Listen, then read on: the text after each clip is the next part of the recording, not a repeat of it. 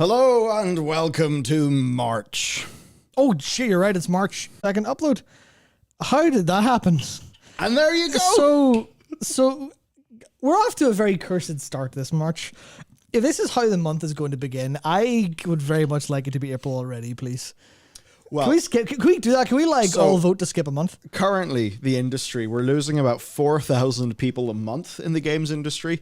I suppose we can only hope that by December, when we've hit 48,000 people gone, then maybe we'll be put out of our misery. Maybe. Okay, well, No, I do doubt that we'll be losing an average of 4,000 a month for all of 2024. I think this is just, as Connor rightfully analyzes, that this is just, touching things up for the end of the fiscal year. Okay, so everyone's saying that the audio is severely desynced and that's a YouTube problem, and refreshing will fix it because of that disconnect. So, thanks, Neil. Thanks, Neil. Good service. Great. service. So just keep on F5ing the stream. Get us more views. We got for view botting. The end. Oh, finally put us out of our misery. Oh, yes. There. YouTube's pretty good about that these days. YouTube actually looks at like a whole load of metrics to determine what's actually viewing, what's actually like proper engagement time and watch time. And I've heard that up down to like if you watch a stream and another tab muted, it doesn't count. So much as like stream viewership, yeah. Okay. It might be a number, but they kind of look at it a little bit less frequently. I thought Matt was supposed to be gone this week, or is that later? No, I was actually off work for most of this week, where I played video games, and well, yeah, that was about it. To be honest, that was about it. What did I play? Splatoon 3 Side Order. I finished that whole DLC. That was good. And then I played 12 hours of Elden Ring because Shadow of Verdry soon June. There's too many games. I didn't play. June may as well be soon, given the general increase in time. Yeah, the general decrease in time, where everything's getting shorter and closer together, where we'll be like, man, it's been 500 years since Shadowlands launched. What a great anniversary this is. It's like in StarCraft 2, whenever you turn the difficulty up, it also turns up the the pace of time. So yeah. Oh, really? Yeah. If you play StarCraft on normal mode, it will be at the lower time settings. I didn't. Whereas if you play, if you play in Brutal, then it'll be the same time scale as competitive. I'm really questioning my sanity that I never noticed that. There you go. Interesting. Oh yeah, it's impactful. Fantastic. It's how a 25-minute game can only actually last 18 minutes or 20 minutes, because it's 25 in-game minutes and it's running at a faster clock. Fantastic. Yeah, there you go. I didn't know that. So now that we know that, there are things to talk about. Right, we have got 8 new hero talents. The question is, will it make everyone angry? I mean, I say that partially joking. It's just given that it's been, a part of, Matt, the discourse. I'm so happy to have discourse. I love discourse. Such topics as games forever and ever. We have got, of course, our next segment after that is going to, I called it, so Dakor gave it a really reasonable title, but I've called it This Means War, Sol and Taliesin Battle to the Death over Cosmetics. So, it's big. We've got the Big Blue Peacock swap also coming up, because Blizzard are doing a switcheroo. We got Mummy, and we've got Uncapped But Not Yet Bussin'. Because I took some inspiration from the week where Matt sat down before stream and he gave everything a hyper, absolute schizo title in our document. And you know what? I actually feel the schizo title, it really helped do the show. Yeah, it almost it sets each one off on more of a humorous note. Yeah, it's called framing. Yeah, it's called framing. Switch your rooster. Big blue cock swap a switch your rooster. Fantastic. Very funny. There we go. Very good. So hero talents, are people mad about them or not? Yes, they are. Have you got a source for that? No. Well, they were before, and now we get to look at these ones to see if people will be again.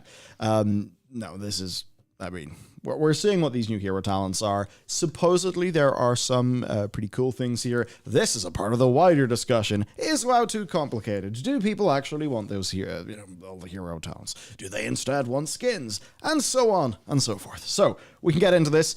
We do not have monks and shamans yet. Oh my god. There are still 23 hero talent trees to be revealed. So, That's so many.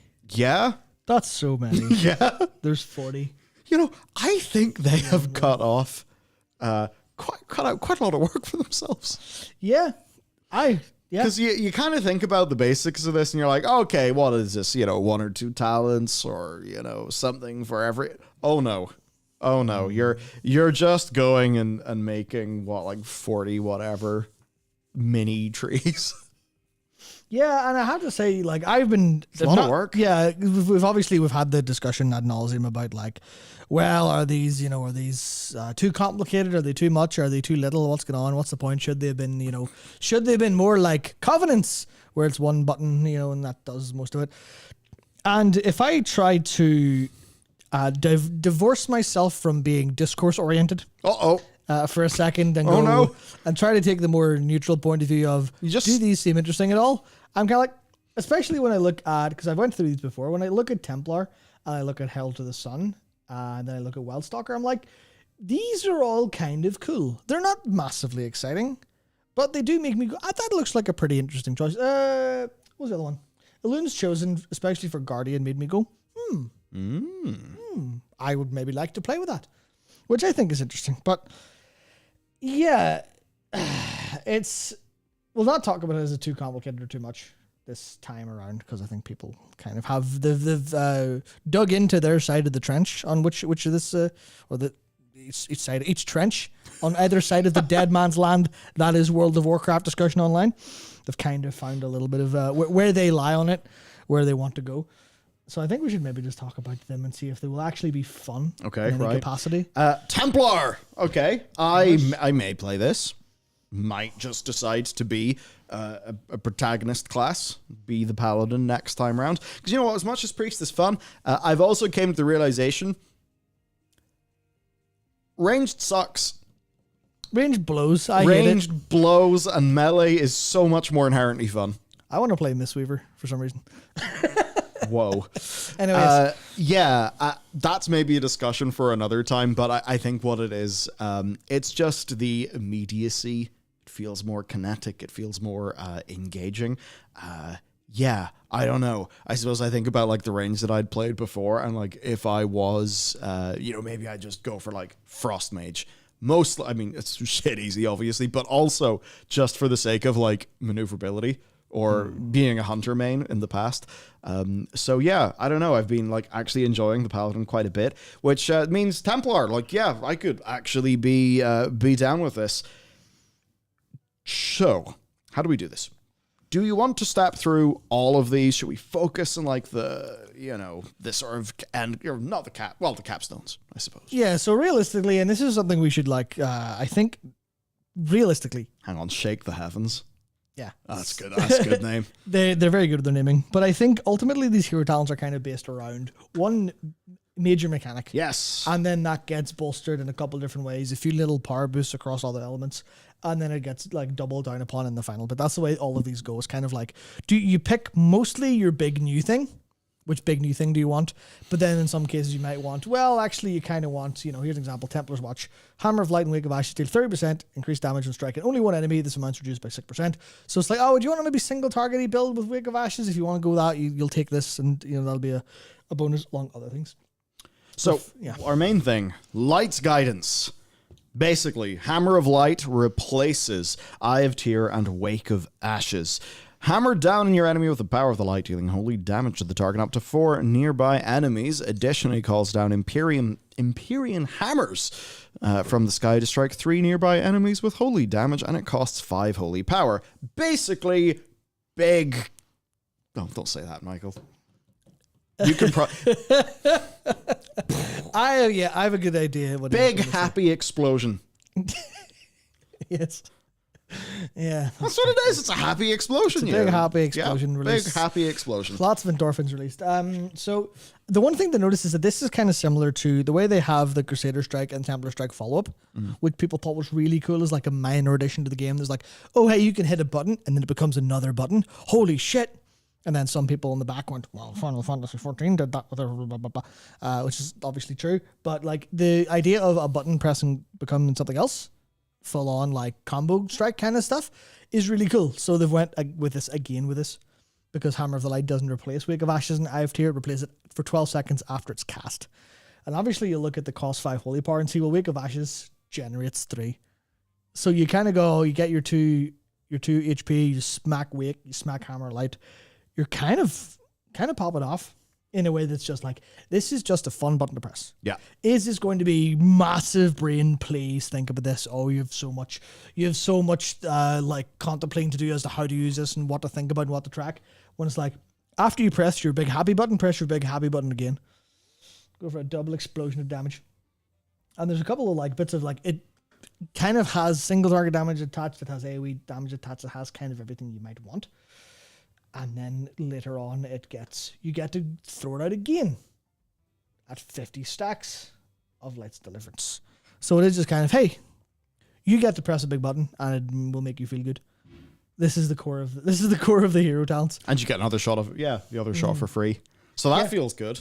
Yeah, which I think is like, there's a couple of other little things like you get the Imperial Hammer from Shake of Heavens and you extend that by smashing your buttons, which is just kind of your smashing your buttons. Of course, is going to kind of work. You've got the smaller things in this, which I think are interesting, like Unrelenting Charger. You get Divine Steed last night. Hey. Finally, some of that, the good part of Shadowlands, the only good part of Shadowlands was whenever you were a paladin and you were on your Divine Steed for like 10, 12 seconds towards the end. I suppose you look at maybe Sacrosanct Crusade, whenever you cast, obviously that's a weird way of putting it because those are replaced by Hammer of Light. They're replaced by Hammer of Light. No. Yeah, Hammer of Light's a follow-up button. I'm stupid. 10% effect. Yeah. They talk about like just power creep. It's like there. And you're like, why is it there? Yeah, that's the thing I noticed about. Also, I look at that. I'm like, what makes it sacrosanct? What makes it a crusade?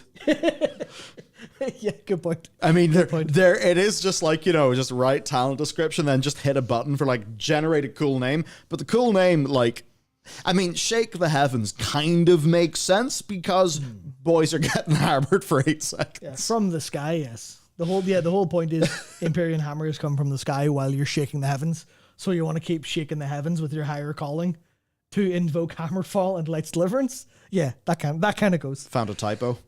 There's 2 M's. The Empyrean Hammer, top right. Yeah, there's typos all over these. I know there's typos. Broken. Other ones Broken. As well. Yeah, but it's okay because they're just talent tree mock-ups. That's okay. Indeed.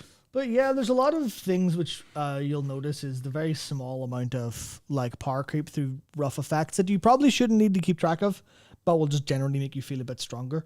Like there's an example of Imperial Hammer where it's, when it crits, it deals some AoE damage. That's kind of, they deal, Imperial Hammers fall to nearby enemies anyway. So it's just a little bit of extra damage to lean into your crit. Do you know the thing that's kind of odd to me? See the way that this is communicated to players via talent tree? Yeah. What if it was instead communicated to players as building a button or building a talent? And I know that this is entirely just a like framing thing, but this is me thinking about cognitive load. Like imagine if you just clicked on Light's Guidance or you click on Templar and like, I don't know. Is there a way to simplify this where it's just you putting points into something and like unlocking a bit more power or something like that in a way where you don't need to have, because like I'm imagining a guide writer being like, oh, you got your Sacrosanct Crusade, Shake the Heavens, Imperium Hammer, Bonds of and you just think of like all of these different names and things to remember, and because again, cognitive load was a big thing we were talking about in the past where you can have loads of cognitive load but not that much complexity, but the cognitive load is like a framing problem. Anyway, that appeared into my head. Maybe it is because of my big smooth brain. Who knows? It's kind of weird UI-wise and UX-wise, but I totally get it, where if instead of this being a mini talent tree, and now obviously one of the problems is they have choices here, and they want you to have the choices and go, well, do you want the choice here? And obviously you don't actually have choice because you kind of get all these at level. So it's almost in the same way as the WAD perks we've talked about. Yeah. You kind of get all this. So it only really matters which order you get it in while you're leveling, which is a very minor choice thing to do. I almost look at this and you sort of think, well, could you not have Light's Guidance, Light's Deliverance, and then 3 choice nodes? And you just put multiple points into Light's Guidance or Light's Deliverance, and then it just goes, it adds this stack on. But then wouldn't you have a very big tooltip? Basically, you make it so like it adds the power budget. Like as an example, look at the Imperium Hammer talent. Whenever it critically strikes, 60% of its damage is dealt to nearby enemies. Well, could you just not bake in a more simple version of that? And then, because it's all just power at the end of the day, right? Obviously, there's a little bit of like where that power's budget is. There's a bit of design and texture, but you're going, you're going to get it anyway. So it's like, think about the easiest way of giving people, new power, capstone for new power, and 3 choices. Is there a way of doing that without also giving them 1, 2, 3, 4, 5, 6 other talents that are just kind of going to get like mixed up in the soup? When ultimately all those talents are doing is just allocating a little bit more power budget. Like, number one, do we need to allocate all that power budget in? Number 2, like, is there a different way of presenting that? I don't know. I don't know. Obviously, they've decided to put this because obviously the different like Templar, as an example here, Templar and Herald of the Sun will have different impacts on power. It's not going to have the exact same. What's this? This is every X seconds when you do this, you get slightly extra AoE damage when you crit, which puts a little bit of crit equals AoE kind of damage into that, into like your stat weight calculation, stuff like that, and what you're going to want to do. So that'll be different for Herald of the Sun than it is Templar. So it does leave you kind of wondering, okay, well, is it supposed to be a choice like that in totality? Is it supposed to be, well, do you want a more mastery-oriented paladin? Well, that's going to maybe work Herald of the Sun a little bit more that way. Or, do you want to go for full crit stuff and then you rely on Imperium Hammer? And that's kind of some of the ARPG, design flavor and design, knowledge and texture that comes in from this, where it kind of feels a little bit like, oh, well, that's what you would maybe see. You'd maybe take this as a choice in Diablo 4 and go, well, now I'm going to kind of operate more in a crit-based stuff like you would with like the, like a vulnerable build in D4 is like a rogue or something. But it is a little bit, it's a little bit interesting when I can almost imagine something a little bit more like Legion Fall, where it's, you just fired points into that willy-nilly and saw the number go up. It'd be interesting if maybe there was a version of this UX-wise that felt a little bit more like that for all of these not choices. Yeah. I also wonder, like, whenever it comes to the expansion after this, let's say they want to add more of these, that's going to be kind of tricky. You very quickly get into an exponential amount of things to consider when it comes to design, which is the problem here when I think this has like, because I saw someone in chat mention earlier that Templars feels very cool for a protection paladin, but compared to Lightsmith, where Lightsmith has substantial more helping of your Shade of the Righteous uptime and more supporting kind of elements, then it feels a little bit like Templar is going to be difficult to choose. Even though you're like, well, that's cool, but it doesn't help me with my survivability, which is my core problem. Yeah. And it feels like then it's a little bit more, here's a gameplay choice as opposed to an aesthetic choice, which is the problem of which matters. And then you factor meta into it in an online PvE game and you go, And I suppose that's increasingly important in a world where Mythic Plus is kind of, I don't want to say it's getting more and more prominence, but at least looking at the numbers. Looking at the numbers, Mythic Plus is going really hard. And people are just playing the fuck out of that. Yeah. It's kind of interesting. I'm just left wondering, they've bit off maybe a surprising amount with this, and it will be hard to naturally add to it, given how much is in each one of these. I wonder, and then I suppose from the perspective of a new player, things just might be quite overwhelming, and I wonder what that'll do for the game. But let's go look through other ones. let me just talk about the new player stuff for a second, because I think it's interesting. A lot of people have come out and said things like, well, what if it's too much for a new player? And that's a completely, like, absolutely valid way to suggest, or a valid thing to suggest, because obviously, like, well, how much do I have to learn to play a new game? Oh, dear God. But you look at something like, I guess one of the better examples is Tekken 8 recently. Tekken 8 released there in January, and it's, like, an exceptional game. Everyone, like, is really, really loving it. And it's like a lot of other fighting game players picked it up and went, excuse me? What do I have to know to play this game? And there's certain people who went, oh, well, that's a big ask. I don't really have the time to learn 1 billion movesets for 100,000 characters. But there are other people who turned around and went, I have to learn how much? Oh, let's go. I'm super into this. And I think that's the problem of, like, you want your game to have have enough in it that people can really bite in and chew on. It's one of the things I'm excited for with the release of Dragon's Dogma 2 this month, because Dragon's Dogma is a big game and it's very complicated in a bunch of ways. And you can feel overwhelmed when you're trying to play it and like learn it. It's like, what is anything? What do you mean? I'm supposed to climb on the back of a griffin and stab in the back of the neck. What? Hello? How much stuff is there going on? But that's the kind of thing that's where you get people who play games and love them forever when they are so deep. It's like Dota, as an example. Yeah. It's like how much of a person's, and I know it doesn't work this way, but how much of a person's brain like is occupied if they're a Dota player? It's like, sorry, I only have 80% of the capacity of a normal human because 20% of my brain is Dota 2. Like how much of that is people who really actually feel like who like actually want to play that and are enticed by mastery? I think that's kind of what it is. Like it shows a level of mastery to a degree that you can have all this stuff to learn. But then I just kind of wanted to say that as a counterpoint to people who say, well, complexity is bad for new players, because that's not necessarily true. It can be, especially when it's not meaningful, and especially when it's a barrier that people don't want to overcome, where maybe World of Warcraft being entirely endgame focused is majorly the problem there. Because what's the prerequisite to playing World of Warcraft current content? All this, motherfucker. You better learn this shit. Well, obviously you don't. You copy paste the guide, or you learn from the guide, which is obviously fine. But I think that's yeah, and in those high complexity games, it's also like that. Like how many people are just looking up like what item build? Yeah, and then to like use in a MOBA. Yeah, of course, that's true. That's true. So it is kind of interesting to talk about it from a new player perspective. When I think the ultimate thing is you want to make it cool and exciting for them to learn. Whereas in this case, maybe it's not the most exciting because it's not notably meaningful. Yeah, I guess the thing that would make it notably exciting is class skins, which is this is not. Yeah. But we will talk about that soon. Yeah. Which is frustrating because this is like, it's very mildly class skinny. I can feel the vibes. Oh, yeah, I can feel the vibes, but So, Herald of the Sun. I bet this is, you see the way this one is all about Loon's Chosen? Yeah. And it's all about Loon and the moon goddess of the world. I bet the sun one's definitely all about the sun god. And we'll know everything about the sun god after we read this. He's not here? Okay, so cool. Cool. Anshay's not here? Yeah, literally nothing to do with Anshay. Just turn into Anshul. He's gone. Yeah, or anything to do with sunwalkers or anything like that. It's just, here's some sun for the crack. That's really odd.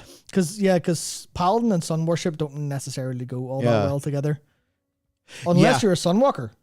Or unless you're a blood elf. But the blood elf sunwell was always kind of a piss take of the thing of the night elves, like by design, instead of actually worshipping the sun.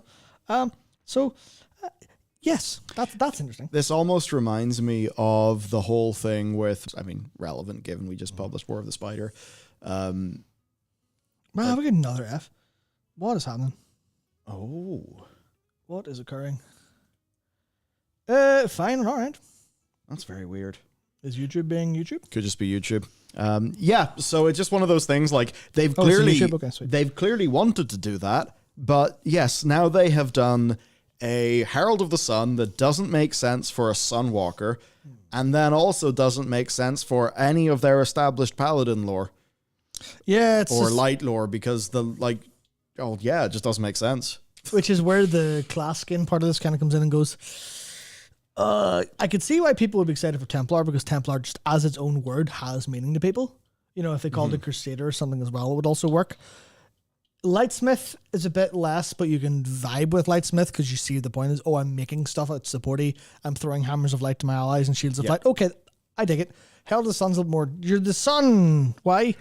Because you're the sun, I guess. Whereas it's kind of frustrating that they didn't have more of a... Because, Matt, they're both bright. Yeah. There you go. No more thing. Yeah, that's true. So let's just see what it does, though. Sunspot. Unholy Prism causes your next 2 power spending abilities to generate a sunspot on your target, dealing radiant damage or healing over 8 seconds. Holy Prism? That's interesting. What? Ferret, Wake of Ashes causes your next 2 holy power spending abilities to create a sunspot on your target, dealing radiant damage or healing over 8 seconds. So, essentially, your AoE applies sunspot, which is a hot/dot. And for both of them, 10% of Sunspot's damage and healing radiates to nearby allies and enemies, reduced beyond 5 targets. Interesting. And we capstone this baby up with Sun's Avatar. Yo, Eternal Flame, though. Eternal Flame, let's go. I missed that. Oh, replaces Word of Glory. Yeah. Heals an ally immediately and over an additional 20 seconds. Healing increased 25% when cast on self. Yeah, that's good. To put it with Super Saiyan, I like the Herald of the Sun being more neutral thing. Wish more hero talents were like that. All Horde paladins work with the Sun in some way, like Sun being Rezan's domain. Sunwalker and Sunwells are buff paladins get the power.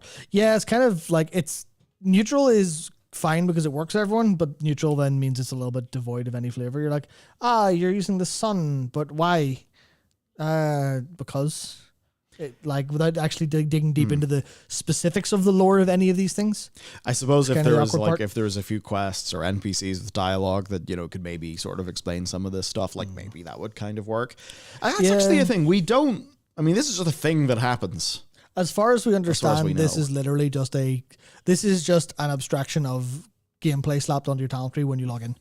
This isn't some sort of artifact weapony thing where it's narratively, contrived and included.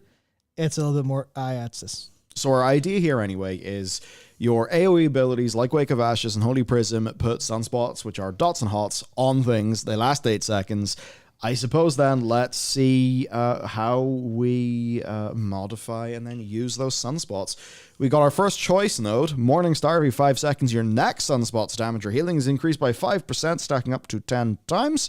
Morningstar stacks twice as fast when out of combat, so I guess just strong sunspots now.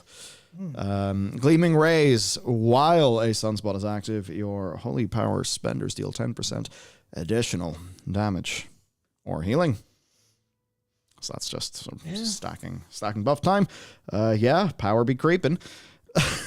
See, okay, another one. Illuminate. Sunspots reduce the movement speed of enemies by 50% and increase the movement speed of allies by 20%, or your movement speed is increased 5% while above 80% health. If you're brought below 35%, your movement speed is increased by 40% for 5 seconds and can only occur once every 60 seconds. Odd. Oh, pretty nice bonus across the case that you might want to pick from. Even just it, I guess you look at okay, well, increase the movement speed of allies. How do you do it? Well, whenever you that's for allies, so it's your Holy Prism, and then you fire down an Eternal Flame on people, and they just start running like crazy. You're like, that's very minor, but you're not going to be able to use it like you would a Blessing of Freedom for that. It's literally just a passive bonus that happens every now and again, which is going to be really funny because I bet that kills people. That'd be you're doing your healing rotation and you heal someone who's moving, and now they're trying to sound faster and run into a wall and die. So actually, looking at the rest of these. The only other thing that's using sunspots is Solar Grace. Your haste is increased 4% for 12 seconds each time you apply a sunspot, and multiple stacks may overlap. And this all takes us to Sun's Avatar. During Avenging Wrath, you are linked to your sunspots, causing radiant damage to enemies or healing to allies that pass through the beams. How are they going to make that not look like an enemy ability? Activating Avenging Wrath applies 4 sunspots on nearby allies or enemies and increases sunspots damage and healing by 20%. So, I suppose, you press. So, Avenging Wrath has been reduced to a movement cooldown with Illuminate. Fantastic. So, you press wings, everyone gets sunspots, and then runs fast. There you go. Done. Paladin Roar. There you go. Fantastic. Yeah, this is like, it sounds kind of cool. It feels a little less interesting, like to red, because it feels mostly passive. Having Eternal Flame for a self-heal is red would be fun. Yeah, that's very for sure. much so. Everything else feels a little kind of bit, yeah, just stuff will happen on your screen when you're smashing buttons, compared to having to press an extra button as Templar. I really find it hard to imagine a ret person running with this compared to having the cool button. Or they might want to run with this because it's all passive anyway. Yeah. And there's something to be argued for looking at this and thinking, right, I'm probably going to get 70% use of this if I just click it and don't think again. Whereas maybe, someone will obviously, if they're able to optimize around that, get more. Yeah. But yeah, okay. Sort of fine. I think the other one's maybe a bit cooler, but yeah, sort of grand. The next thing really is for you to talk about, though, because you're a little bit more cat-pilled. Absolutely. So this is... yeah, whatever. Feral, let's go. Yeah. I can't imagine not running Druid of the Claw, because Druid of the Claw is called Druid of the Claw. True. Agree. Thus is my takeaway from this. Not necessarily. So, where do I start? It's kind of interesting where I didn't know what to expect from Wildstalker, and then it's like you grow vines on dudes and either kill them or heal them. You're like, okay, that's fair. I just cut people open and then vines seek their blood. I kind of like that. That's a kind of neat fantasy where it is kind of, here's passive stuff happening kind of all over the place. You get some, this is mostly like, feels like power creep all over the place in small ways that are gameplay affecting. So like, here's stuff like attacking from Prowl and Attacker's Fury, increase your rake crit stuff for that. Sure, fine. Just, like looking extra at good stuff. Hunt Beneath the Open Skies. Number one, like top left. Oh yeah. You're like, yeah. You know what I said? I like that. I like that. You know what I said earlier about like, yeah, just fuck it, just slap a random name in the talent. That's just power creep straight up. Yeah, it's flat power creep, which is interesting because you look at like, what is Druid of the Claw going to do that's going to match 5% thing? And you're like, what?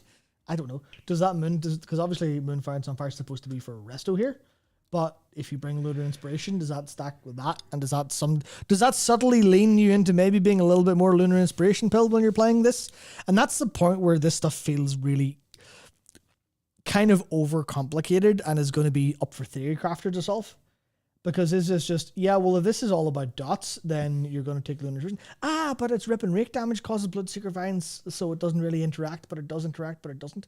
Is that intentional or not? Windstalker's power is just like, hey, here's 6%, 4%, 3%, and 6%. Half a buff. Yeah, just have a little buff there. There's stuff like Wildstalker's Press Sense, which is a typo. Wild Growth and Rake last 20% longer. Like a Rake lasting 20% longer is pretty interesting in terms of that will literally change up how it feels to play. Like Feral Druid. Not massively, but literally having an extra duration of that is, okay, cool. I guess I'll just be slightly easier with that now. I can, refresh it more loosely, which might work against how the whole spec plays flow-wise because turns out balancing is pretty hard. And not just balancing, but like gameplay design of stuff is pretty hard, which is kind of, it seems like this is a simple option for people who don't need tooltips. A little tiny bit. And but then there's things like Bloodseeker Vines increase the damage your abilities deal to affected enemies by 10%, and Symbiotic doing the same for healing. And you wonder, is that supposed to be played around or not? Is that supposed to be just shit that happens for some reason? Or is it supposed to be, oh, you've got your Bloodseeker Vines are up. Okay, well, what's the uptime on this and how does that blend in with like the damage you're dealing at certain times? Is it supposed to feel like that in any capacity? But I just feel like, especially when Implant makes Feral Frenzy immediately cast one, then do you want to make sure that you have a Feral Frenzy, drop it up immediately and go, okay, well, I will hit my Feral Frenzy fairly early, and then I'll have the ability to, make use of that 10% damage buff off the top, and you go, someone tell me how to play, I don't know anymore. Which is like, it's kind of the awkward, again, it's the complexity stuff. But even stuff like, the choices are weird, like Root Network, each active Bloodseeker Vine. I'm focusing on the Feral stuff because it's basically mimicked for the other one, or for Resto as well, just not damage. but Feral's my kind of point. Each active blood script increases the damage your abilities deal by 2%. So you go, hello. I am also playing Tyrannical Week. Root Network, or there's a funnel boss or something. Go, okay, well, I will press Primal Wrath, and then I will do a lot more damage to my ferocious bites on my main target, because I want that massive stack up on a single target. Or do you want them to jump around? I don't know. So you see here, I don't know. Right, complexity to me, it happens, and then I start thinking about Fizbin from Star Trek, the original series, because every podcast with a Mike or Michael has got to bring up Star Trek every now and then. It's the thing that we Michael people do. Although, Michael Stoklasa, that just sounds wrong. Oh. Yeah, but then I mean, calling me Mike, ugh. Maybe I should start wearing sunglasses and go by Mike. Take the 3 hairs I have left, frost the tips. Yeah, perfect. Anyway, well, do you want to know something interesting? For the first 18 years of my life, people called me Matthew when they did Matt. What? Yeah. No. Yeah. No. Yeah. So Fizbin. Right. So what happens is, happens to any of us. You end up, you're in Chicago. It's the past. Somehow you've left your starship, and a bunch of gangsters have got you held up. So Kirk tries to make this overcomplicated card game called Fizbin. Oh yes, I know this now. Yes, just makes it up on the spot as a big distraction to confuse the gangsters, but also kind of weaponize their ego against them. And obviously, then your boy Spock does go in with the nerve pinch. Foregone conclusion. So there's a little bit of me with half of this where, the way Fizbin's is, you've got a straight flush, but only on a Tuesday. And only if it's this and only if it's that. So I guess just you talking about, theory crafters, they'll deal with it. There's a little bit of that. Although, if you are, totally just grand and happy with where you are right now in the game, and ultimately for the thing that you actually give a shit about playing, it's just, do I go for Templar thingy or Sun thingy? There you go. You got one. It's one decision, and then another little layer is there, and then that's fine. You don't care anymore. That's probably totally okay. For most people who are just playing one character, I think it's just whenever we sit down and talk about all of it. At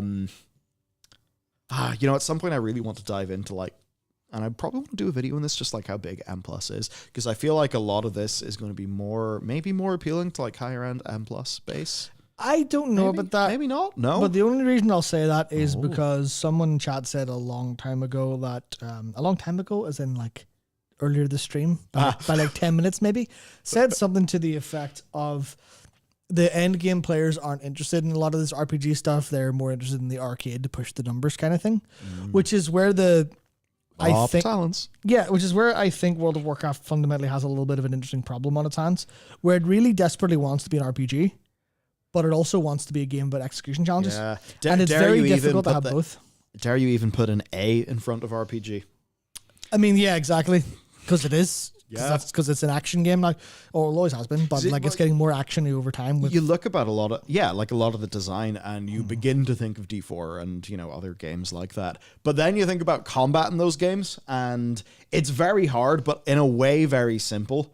And for them, a lot of the theory crafting, it's what is the most optimal way for me to optimize my damage and my speed and my survivability so that I can achieve whatever goal that you want. But then I guess within World of Warcraft, they've got to kneecap the impactfulness of loads of this stuff because it's an MMORPG and it's played on a timeline of weekly lockout to weekly lockout. D4 is not.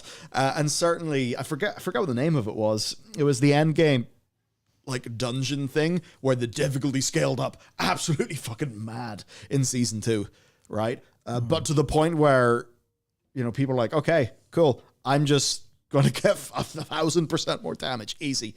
But basically it was designed for that level of complete multiplicative insanity, where I guess that's a lot of what players are actually focusing on. And then the gameplay is not really having as many high cognitive load execution challenges as WoW is.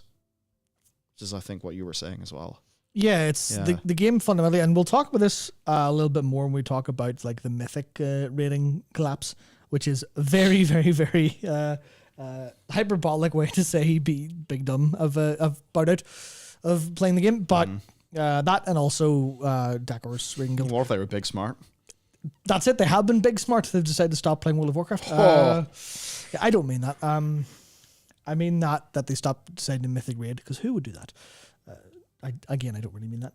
It's interesting because I think there is certainly an issue of the game deciding whether it should be challenging as an RPG or challenging as an action game.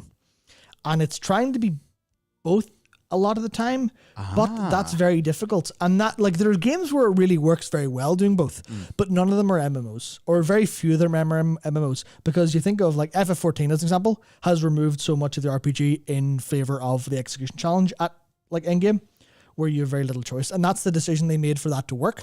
And I, partially because of that, do not give a fuck about FF14 in that way. Yeah, it's I just enjoy it as an RPG. Sorry, what does that word even mean? I enjoy it because of story and that experience. But yeah, no, I have no interest in just being all hyper gamer about it. It's not designed. It's designed for a different sort of player than I suppose a smooth brained I want gear to progress with. Yeah. So player. I'll disagree with you calling them the smooth games. I think the gear progression. I only say that because it's me. Yeah, it's just because there's I'm trying to think of another couple of games that are examples of where the RPG progression is tied into your actual like mission progression and skill progression, and the two I'm thinking of immediately are, and it's no coincidence that they're kind of the same game, but Monster Hunter and Grand Blue Relink. Because they're both very much games that are about, well, you need to get gear to be stronger, to fight stronger things. Do that until you run out of stronger things to fight. And that works well, but that works well because it's it's designed to specifically do that with like the action combat of, you have your time limit, you have your missions. It's very easy to do that. Whereas World of Warcraft kind of didn't start from a very basic level of, well, we want to build something that feels like this. That feels like it has this like mixed progression. And World of Warcraft, especially with like as gear score kind of came into it. And some of that was natural in like the very early days where it was like, well, you need your fire resist gear to not get burned alive. Okay, sweet. And then they immediately never did that again because everyone understood that was absolute bullshit. It was arbitrary. Oh, you can't fight this until you pick up this gear set. So people didn't really want that. But then like it worked as like a content ladder in like TVC and Wrath. Whereas, well, you do X content to get to get X gear, to do X plus 1 content to get X plus 1 gear. And that ladder kind of worked as you were doing different bits of content. And that's kind of where it sticks. That's where it works with like Grand Blue and it works with Monster Hunter. Where you have that like, this is a path of progression with gear you get along the way. You get gear to do the next thing, you get gear to do the next thing. But that kind of falls apart a little bit in World of Warcraft because of the kind of how easy it is. In a lot of ways, especially as like your gear kind of overwhelms at a decent level player skill, your kind of difficulty of the game is overwhelmed by gear. And even then gear doesn't help you carry for the higher elements of it. Because it kind of feels like gear is important up until a part where it's not, where you get killed by things and gear doesn't scale at the same rate. And that's where you kind of run into issues of it. Maybe literally the problem is the progression of gear and progression of difficulty do not match. And that's why we have all of these problems across the entire game of like theory crafting in this place kind of working out and throwing people off and people not wanting to engage it in the full way and people not being satisfied with gear progression and things like that. But that's kind of an idle thought. We'll talk a little bit more about that when it comes to the actual, like, I guess dig into it in terms of what other people think when it comes to mythic rating, because that's the worst. That's the worst victim of it. That'll be fun. Yeah. Because it's a good topic. Okay, right. Wind stalking. Wild stalking. Wild stalking. Whoops. That's it. You wild stalk. You put vines or blooms on people, and then dots on dots and hots on hots. Fantastic. Then there's Loon's chosen. There were people saying this feels like an opportunity to throw in lore for like the troll kind of wild stalker idea, and they just kind of went, it's stuff. It's like with the sun situation. Yeah, and then you go, here's a loon, you know her, so we'll make a whole thing about her, and you're like, okay. Yeah, then the progression of gear in Monster Hunter is not a straight line, it's trees and options. That's where the RPG element of Monster Hunter comes in. It's like you build stuff for specific bosses to have specialties, and you have like build options in between, stuff like that. Whereas as far as I understand, Relink's a little bit more, not super linear, because you've got different opportunities for builds on characters, but yeah. There is the RPG element to building, which World of Warcraft doesn't have. It is more of a straight line progression, with the difference being trinkets, mostly. But anytime they had actual choice in gearing, it didn't work all that well for a variety of reasons. But anyway, Loon's chosen. Yes, where we appear to be leaning into anything moon related, be that lizard bear and lizard chicken. There you go. Yeah, it's just flat out that. So for balance, full moon calls down to minor moons to deal astral damage and give you astral power. Guardian lunar beam now causes you to leech, equal to 10% of all the damage of enemies that you do to enemies within the beams. That's kind of neat. And for both, Fury of Elune now ends with a flash of energy blasting everybody with some astral damage. Flash of energy. Pretty nondescript. Just a big flash. Yep. Yeah, it's fine. And then the rest of this, I assume, is just like Moonfire, Starfire, just having fun with those. There's very few things in here that are specifically interesting. It's all just doubling down. It's just like, well, here's a nice little, you get extra arcane damage reduction. Okay, that's a little bit of flavor that doesn't really matter too much. Damage.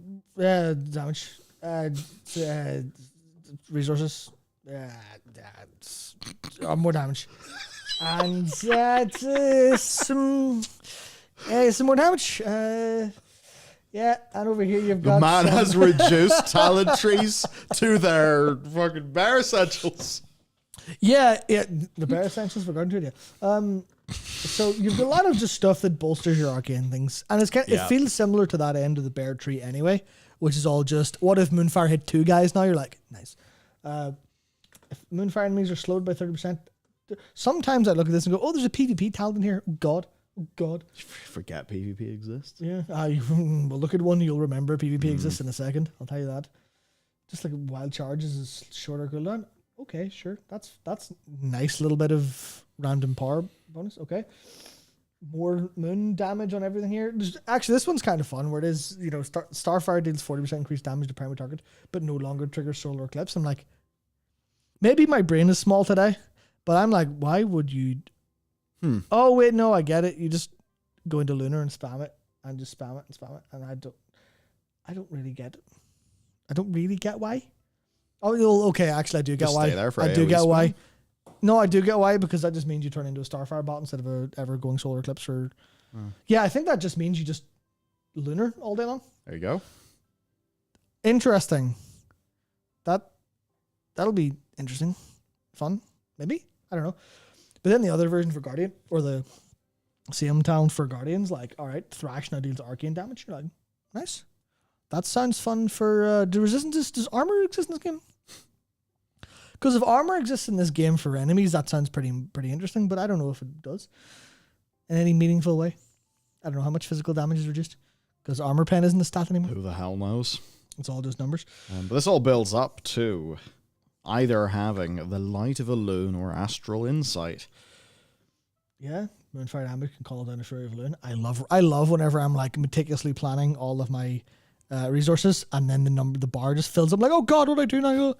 Oh, I'm completely destroyed. But then there's also just a little bit of a buff to your actual big cooldowns from the bottom of your tree, stuff like that. You're like, okay, fine. Okay, like there's Arcane Affinity. It's just, hey, you get some 3% more damage. Like, do you really need Arcane Affinity and, Lunar Insight and more AP and Amplification and Affinity? It feels like it's very doubling down on this. Yeah. And I could see if that could maybe result in an interesting build, but I don't know if it will.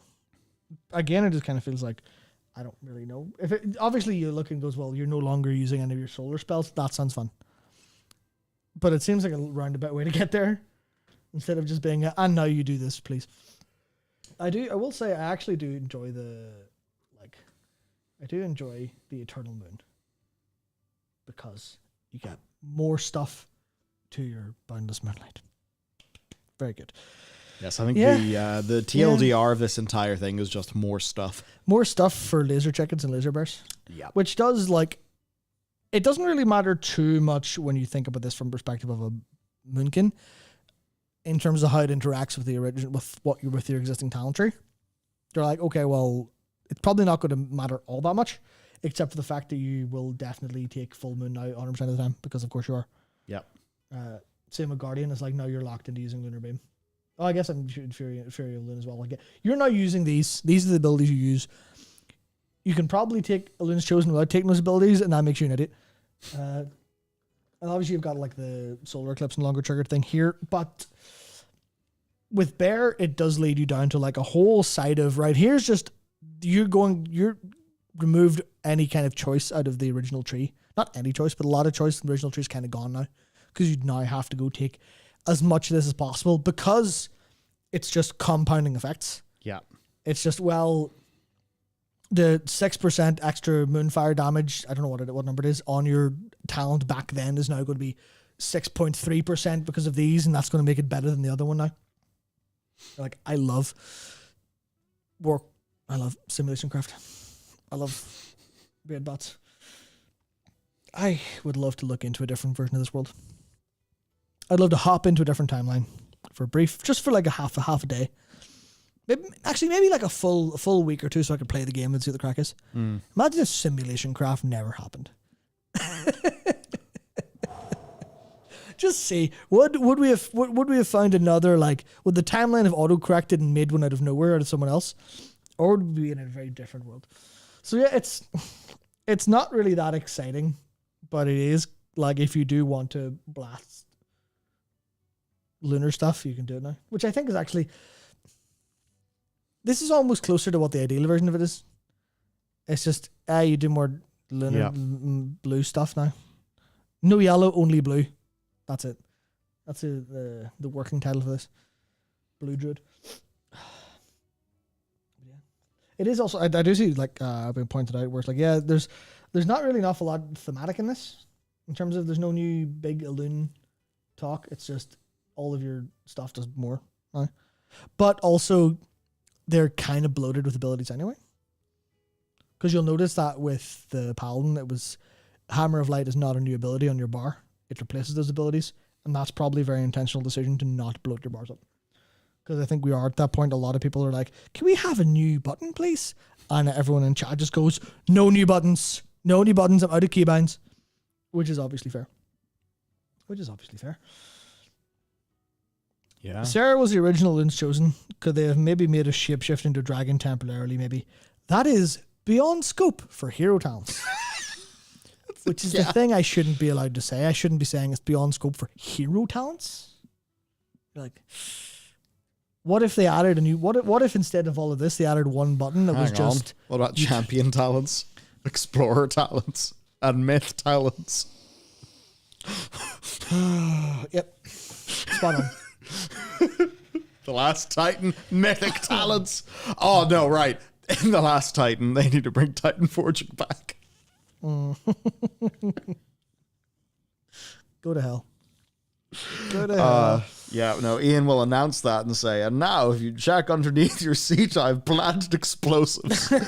Blows up BlizzCon. That's how he goes out. No. Okay. Yeah, are you ready for suffering? Oh, yes. Oh, yeah. Spice. Yep, I hear the Trickster Rogues have led to some spice. So let's see what the spice is. So this is for Outlaw and Sub-Rogues. Feint now grants 2 combo points and quickly slashes with an unseen blade. Woo! All right. You know, Feint is your energy costing defenses that reduces area of effect. AoE. And reduces damage taken with the talent as well. Yeah. So Feint on cooldown.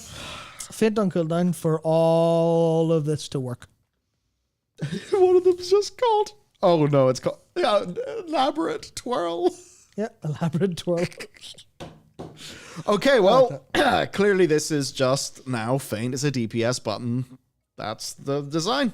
Yep. Yeah, okay. Well, that's That's them trying something. I mean, it's practically Gladiator spec. Yeah, so I think that like this is perfectly fine, right? Until you hit high-end gameplay. No! Where at high-end gameplay, if you don't press feint on the right time, you're probably going to die, because we have the problem of health pools. Even when they increase them by 8,000%, they're still too small somehow, because they can't help themselves from buffing healers and buffing health pools until they need to one-shot people to have any problems. Cool. So feint obviously is one of the things where you need to press it to survive at high enough levels, which means you're not going to take Trickster, because then you'll lose all of your DPS because you're holding it for a certain reason. Yeah. Which shouldn't be a problem unless it suddenly becomes a problem.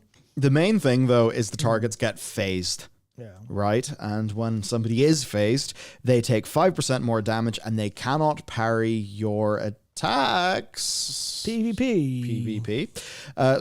Okay. It's a PvP spec. If We're phasing people. What happens when they get phased? That's probably what we're going to be playing with all these talents. 70,000 things. Yeah, okay. Where do we start? Your combo points deal more crit strike damage.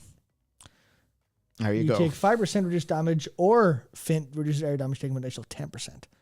Say smoke or mirrors, which is terrible because it's supposed to be smoke and mirrors. You only get one. Shitty spec. Matt, come on, obviously don't be unreasonable. Myth talents will add smoke and mirrors. Of course. So in flawless form then is another thing, which is it's similar to the Frostfire Mage buff. Are you going to be a smoke and mirrors rogue or a mirror smoke and mirrors rogue? Yeah, I'm going to be so tricky smoke cloud cover 1,000 cuts trickster subtlety rogue. Yep. God, how we have evolved since being a Kyrian subtlety rogue. Yeah. Oh, God. Flawless form, unseen blade and killing spree grant 3% mastery for 5 seconds. Multiple applications may overlap. The same as just unseen blade and secret technique. Grant 3% mastery for 5 seconds. Multiple applications may overlap. Thrilling. I'm excited. Yeah, it's stuff like this where also like you kind of go, well, what if phase takes 5% more damage? Then you get down to devious distractions, killing spree, and secret technique. So that's again another element of going, well, if you're going to be a trickster sub-rogue, you're going to take secret technique. Yeah. Which, to be fair, at the minute everyone's taking secret technique and killing spree anyway. But that is now not going to change specifically with this, I think. Why did I think giving us mastery as outlaw was a good idea? Man, throw stats. Throw tier sets on top of this. It's going to be...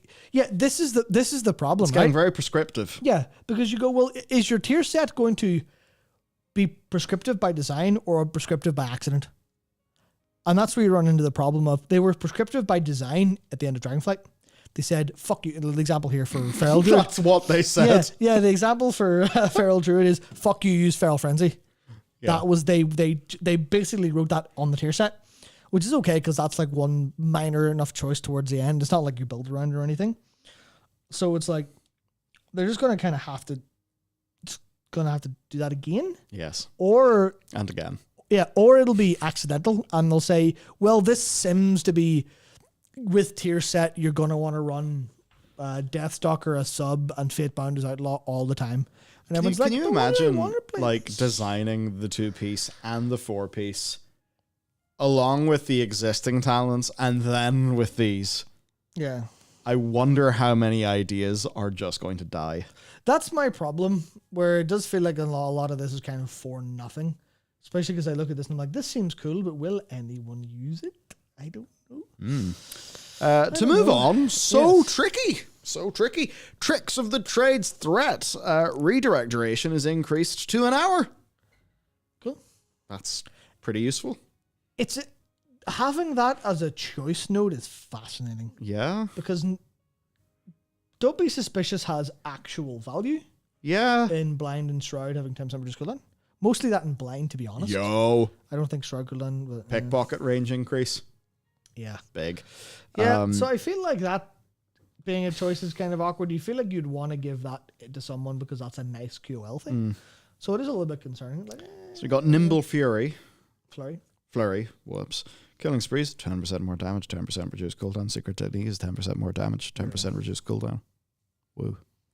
Yeah, so you go, oh, well, I guess I'm taking these now. And also, not just park creep, also desync from everything. Yeah.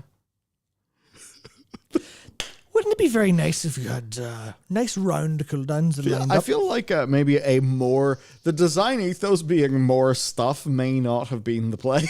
No, that's the kind of what it feels like. I mean, here's something it feels like it should be played around, right? Coup de grace. Or coup de gracie. Coup de grace. After 4 strikes with Unseen Blade, your next dispatch, or if you're sub, if it's raid or black powder, will be performed as a coup de grace, doing 40% increased damage if the target's phase gain 5% stacks of flawless form, which then translates to 15% mastery for 5 seconds. Whoa!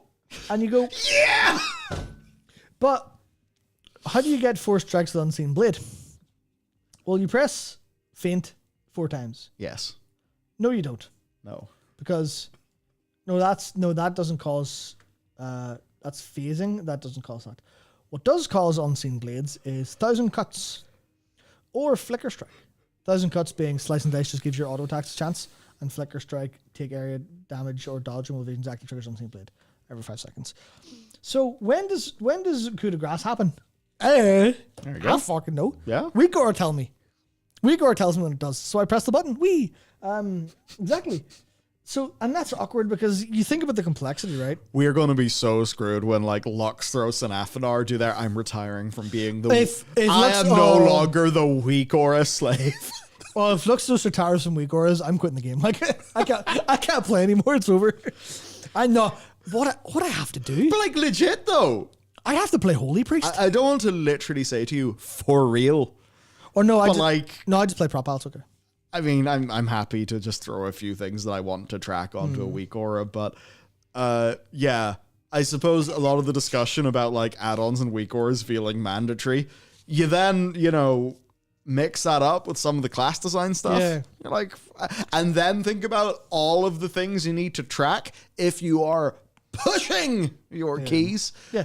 It makes it feel like a lot of stuff. It does feel like random bullshit go instead of here's a design you can play around, which is frustrating because fun designs you could play around felt like the goal of Dragonflight, and they've just been kind of going, well, if you just a little bit more, now it's random bullshit go o'clock.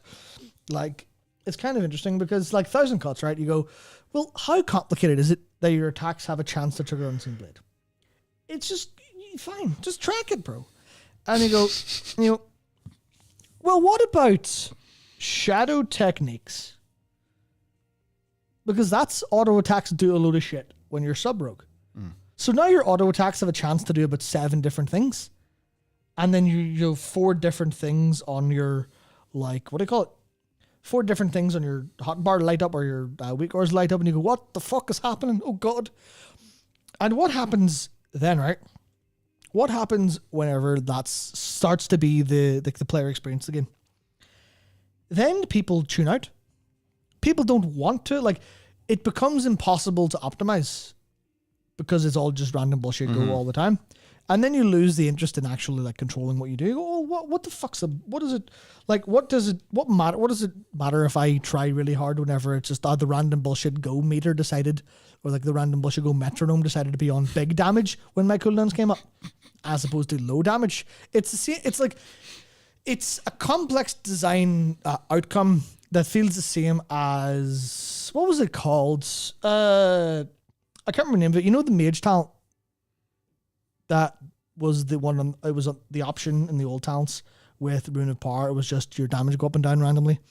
They just like tick up and down, and you're like, well, if it's just down when I press my cooldowns, I lose like 4% damage for no fucking reason. But it's not strong enough to hold for. So you're just like, I've just got a low dice roll my damage. So it's just a thing then. It's not really gameplay. Yeah, it's just a thing that happens, which was the point. It was Rune of Power's gameplay. This one, Encounter Slow. Yeah, that was it. It's like, okay, well, Rune of Power's gameplay and Encounter Slow is not. And it's like, well, what the fuck are you doing? What is this? I'm so happy Rune of Power's gone. Just a side note. But like, yeah, I feel like it's difficult to optimize around, and that'll just kind of put people off from trying to optimize around it. And this, because this isn't like gameplay complexity. It's just stuff complexity. It's just simulation craft complexity more than it feels like actual like choice complexity, which is where I ultimately, but like my tirade against these ultimately comes to that point where you're like, there's nothing wrong with the idea. It's just that the execution feels a little bit like, why is it tweaking just numbers seemingly fucking randomly? It's like, here's some your damage and your damage on the seventh night of like the full moon. There you go. Yeah. Like the 8th full moon on a leap year, bam, there you go. Like you do an extra 7 damage. You're like, what?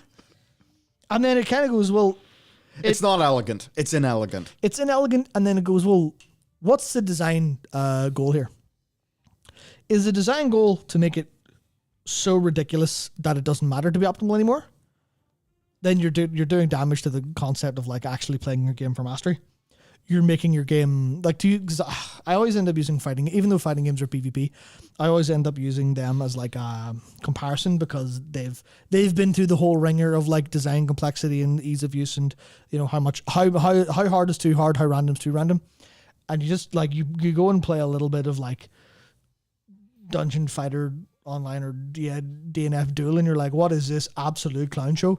Or you're playing that like Sailor Moon S fighting game, you're like, what do you mean? It's just completely half random half the time. And most of the skill element is removed by it just being a fucking clown show all the time.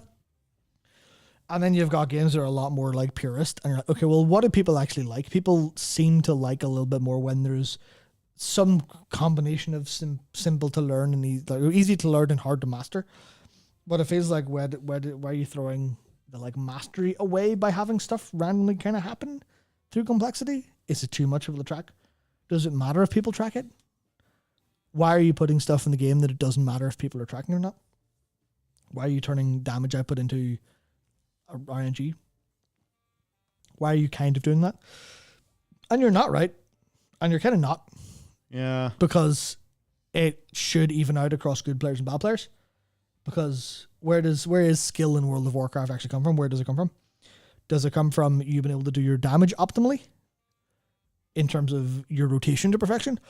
Does it come from, being able to do your damage optimally by, as a caster, say, reducing downtime by pre-moving and mastering your movement mechanics?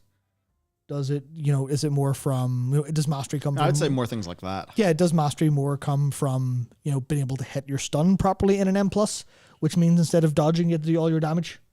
That's the kind of thing of like, I would love to have a really long, in-depth like discussion with the designers. Maybe even like I don't even know who would be on the team, but like, what's the actual goal here? Well, that's the problem. And actually, one of the things I was going to say earlier, you were kind of like wondering, you were talking about the complexity at high end, the execution complexity also included in that, and then all of this. You can then maybe think, well, is there a big vision that's unifying these things together? Or is it there are people working and making execution challenges, boss fights? So they're doing that. And then there are people doing this. They're both doing their thing. But how do those come together? And maybe then that's where some would say it's coming together at a place where there is a lot of stuff, a lot of complexity, but maybe sometimes a lack of elegance. Maybe that's the thing.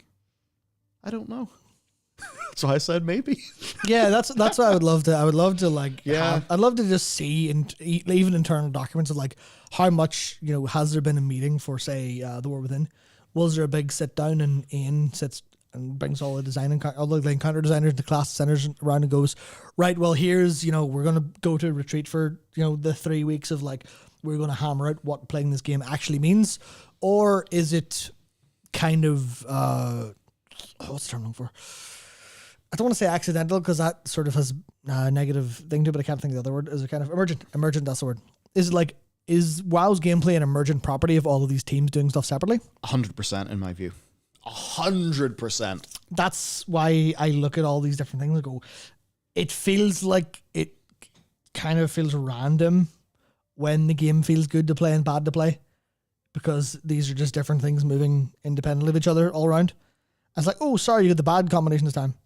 It's like, do you roll, not even like, do you roll 3 dice in terms of like class encounter and dungeons? This is a really, really loose example, but like you roll 3 dice, right? Just normal 6-sided die. It's like, okay, well, there's a 1, a 5, and a 2. Oh, the game's shit. But how do you get the game to be good? Well, you need to roll a 1-1-1 or a 3-3-3 or a 6-6-6. So you run like a 1-6-6 and the game's like, it's okay, but it's not great. And it's like, how close are those numbers together in their intent? And it feels slightly kind of just emergent, just roll the dice every expansion. It is a bit of every patch to see what happens. Everyone's going to make their thing and we'll hope for the best. But it feels like that. And like, I'm sure they talk to each other, but I imagine they're also a little bit too bogged down. Well, it's game development at this scale. Yeah, even, exactly. Even this applies to the narrative. Like the Trader's Rest story, it's like fine in a self-contained way. But then you're like, wait, so everybody actually knew the Drakthir were about and no one fucking said anything. Also, why is Neltharion acting like such a villain at this point? And it's, there's like quite a few issues with that story. And the reason is there was direction from maybe a feature lead in making that. Yeah, but that wasn't like a big intended story. It was just a story that people made as they were working in the game. They're like, well, it doesn't fit that well. It's like, well, yeah. It's just like how they removed that the Arathi humans in War Within have been fighting the Nerubians for centuries. They removed that from the website. Because your point, like, they're Nerubians.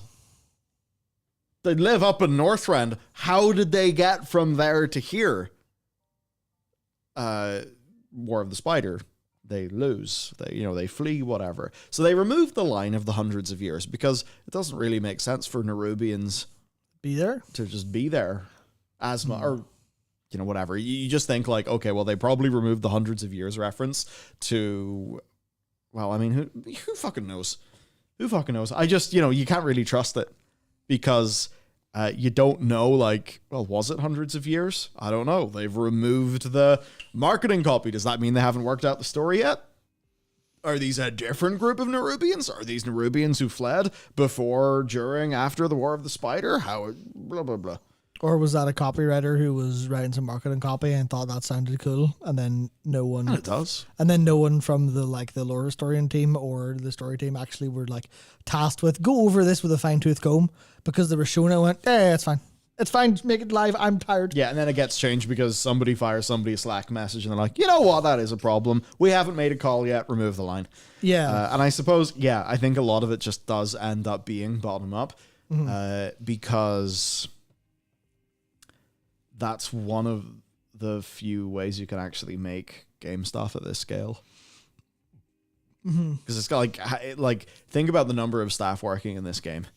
Like, how the hell can the director of the game actually keep up with all that on a one-to-one basis? Well, he can't. Right, one-to-one is obviously impossible, but like even team lead to director, like. It's a quantity of people, right? Like, it's really hard to get a cohesive... It must be really hard to get a cohesive design. Yeah, because you would need... that many motherfuckers making a game. Because you would need to hire people whose job it is to keep cohesion, which basically means you have to have a lot of people working under Ian that have jobs that go, well, what is my job? My job is to report to Ian and, pass messages and vibes up and down the chain consistently, or either we work Ian into the bin. It's like one of the examples is, and it's like ADs, right? Like assistant directors. Yeah. It's like I only bring up FF14 in this example because it's one of the games we have. It's a similar enough game in a bunch of ways, and we have insight into the production because Yoshimi talks about it. And like that man just runs himself ragged, checking everything. Like he's just like, this is fine, this is fine, this is fine. Nothing escapes him because he's got the whole fine tooth comb over it. And clearly he's aged 500 years in the 10 years he's been on that project. And also, so clearly that's has that scaled. FF14's kind of suffered a bit when FF15 has 16. Sorry, yeah. Yeah, it's that's a case of is that sustainable at 500 devs pushing out content all the time? I have absolutely no idea. Absolutely no idea. I wouldn't suggest one way or the other because I literally don't know. But the winds are blowing and it doesn't really seem that way to me. Yeah. Which is why we look at, like, 'cause I saw someone mention the Larian Studio CEO there, and you go, yeah, they had a set of circumstances that allowed them to make one kind of more or less holistic vision in Baldur's Gate 3. And they like orchestrated themselves to make it that way, and they had the time and the budget to do so comfortably, which is not the case for Blizzard under Microsoft, under Activision Blizzard. Which is, sorry, is that product slightly late? I'm going to kill all of you. So yeah, I think we're just trying to do a bit of trying to explain reality. Yeah. Emphasis on the trying. We could also talk about the Diabloist Warlock. We could. We could do that. Or we could move on to another segment. I haven't looked at it. I'll look at this just to see. Spending a soul shard grants diabolic ritual.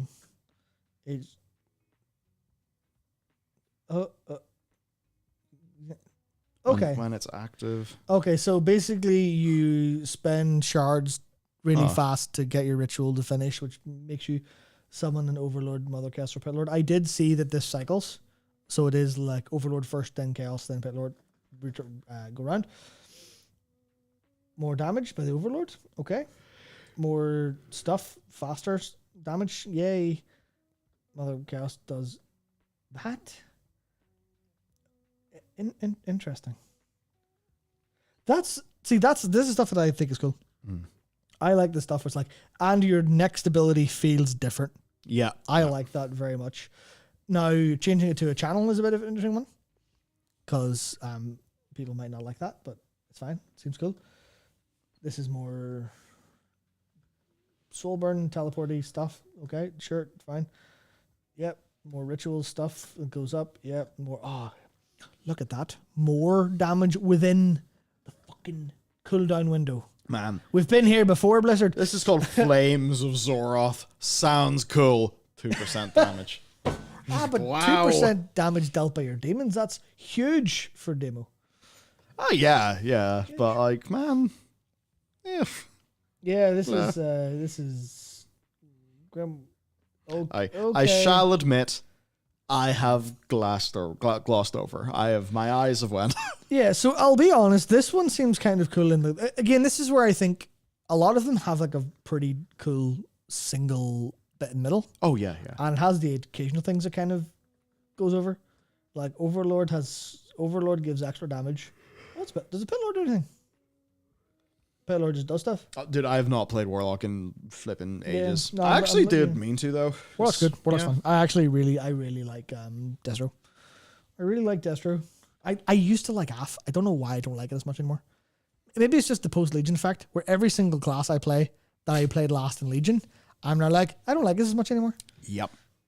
I don't want to shock you, but I think Legion might have been good.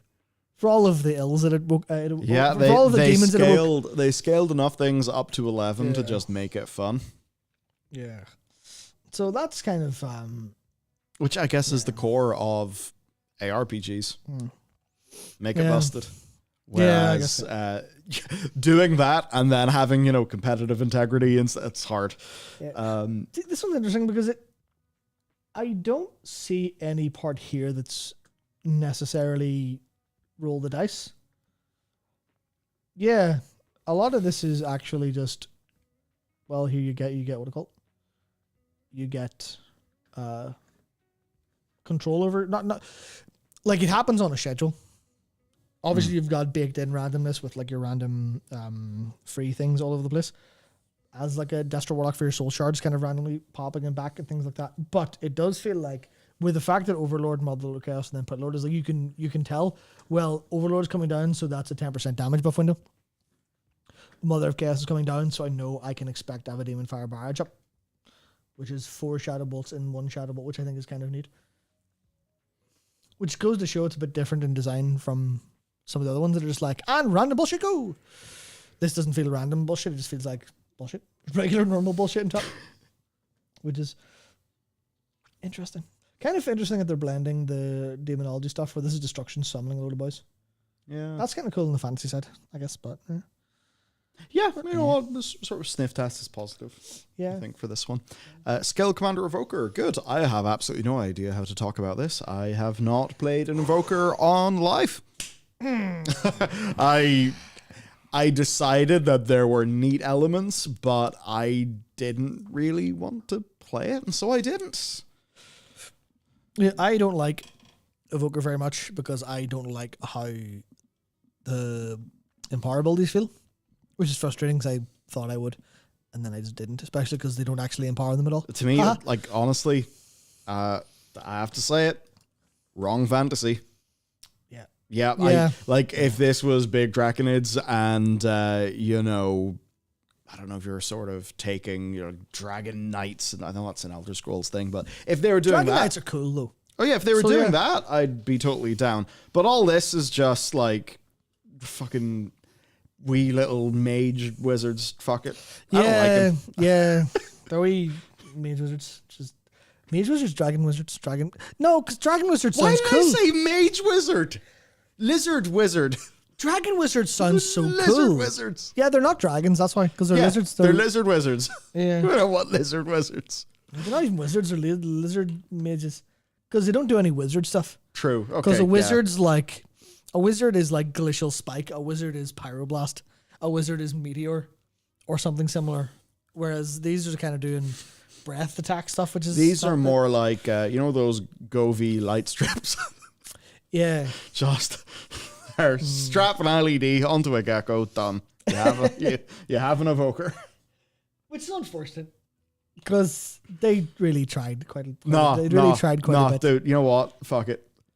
They're terminally mid. They're pretty mid. Just because Emberthal has some emotional intelligence and they're fucking mid. Everything about the Dracula is mid. They're mid. Delete them. Yeah. Delete them from WoW. Delete them. Too late. So what does this do? Your someone's gonna be so offended over your that. single target spenders do AoE. Okay. They're scalies. Here's the thing though, the people who love scalies, like, look, they want to be absolutely fucking pounded by some massive Draconid. That's what they're into. Yeah. Yeah, you're right. Yeah. Not this. Yeah.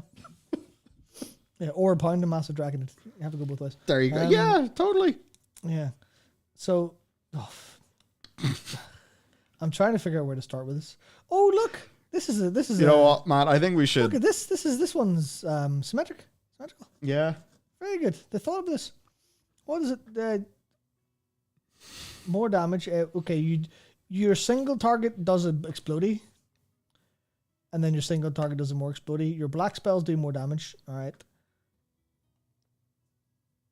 More damage window from your damage window. Yep.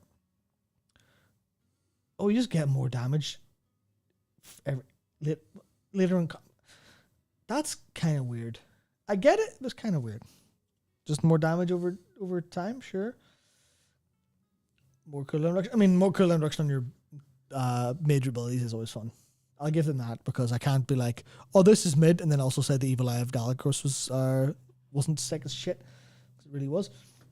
Yeah, this stuff is all kind of okay. It's okay. I don't care. Deep breath and breath of the hounds can now be steered in your desired direction. All right. Whee! Oh, so much fun. Okay, there. That's neat. Yeah, I can. Yeah. Although I'm just imagining like somebody doing a deep breath and like, you know, a fucking tank like moves something in there. Yeah. Yeah, that's I don't really have much to say because there isn't really much to do that. Yeah, it's like I don't have anything to say because I just it's weird because there's things like the, you know, deep breath and stuff that are cool. And Soar is like cool, and it's like those parts of the fantasy that are cool, but they'd all be fuck. I don't care about. Yeah, I don't care about Deathwing's little fucking little boys. They just, I don't know, doesn't do anything for me, and that's fine because not everything needs to. Yeah. I just don't see anything interesting in the design of this whatsoever. It's just bombardments. sometimes things do more damage. Spot on. Is that it? Oh, Colossus were... Fuck, they showed us plenty, didn't they? Yes. Now, to something finally back on track. Colossus Warrior! No, I know it. No, look at the state of this. Uh-oh. What? Active ability. The bloat. Which is actually pretty bad for Prot Warrior and Arms. I think they're kind of button bloated. Well, let's see. What's it do? Demolish! 45-second cooldown. Unleash a series of precise and powerful strikes against your target and enemies within 8 yards of it. You can block, parry, and dodge while using this ability. So it's just a channel punchy, smashy. Just a kick the shit out of this button. Okay, so let's see how this gets played with. Martial Expert, your critical strike damage is increased by 10%, and the amount blocked by your critical blocks is increased by 10. Power creep. Colossal Might. Mortal Strike and Shield Slam give you a strike of Colossal Might. Colossal Might increases damage dealt by Demolish by 10%, stacking up to 5 times. Demolish consumes Colossal Might. Isn't that just another version of the Mortal Strike stacking damage? Yes. For a new overpower? Do more? Just have another stack that increases one damage? Huh. Bone Shaker, Shockwave, stun duration increased. Earthquaker, Shockwave also knocks enemies into the air. Cooldown reduced by 5 seconds. Okay. Bone Shaker and Earthquaker, that's pretty nice. Yeah. I like that. One against many, Shockwave, Cleave, Whirlwind, and Revenge deal 5% more damage per target attacked, up to 5. Arterial Bleed, Colossal Might increases the damage of rend and deep wounds by 2% a stack. While you have Colossus Might, or when you use it? It increases. Yeah, so Colossal Might's the stacking buff that gets consumed by Demolish. Oh, so you don't want to press Demolish if you have big stacks? Well, that sounds like it might be gameplay. Because it looks like you're supposed to... Maybe you stack it before the cooldown comes up. Maybe that's it. Yeah. Maybe that's all it is. Because I see increasing damage over power and revenge there by stacking. Oh, yes, for Tide of Battle. No Stranger to Pain, total damage prevented by Ignore Pain, increase 15%. Jesus. Rally, taking damage is a low chance to give you second wind for 2 seconds to move on to our next row. Damage. Yep.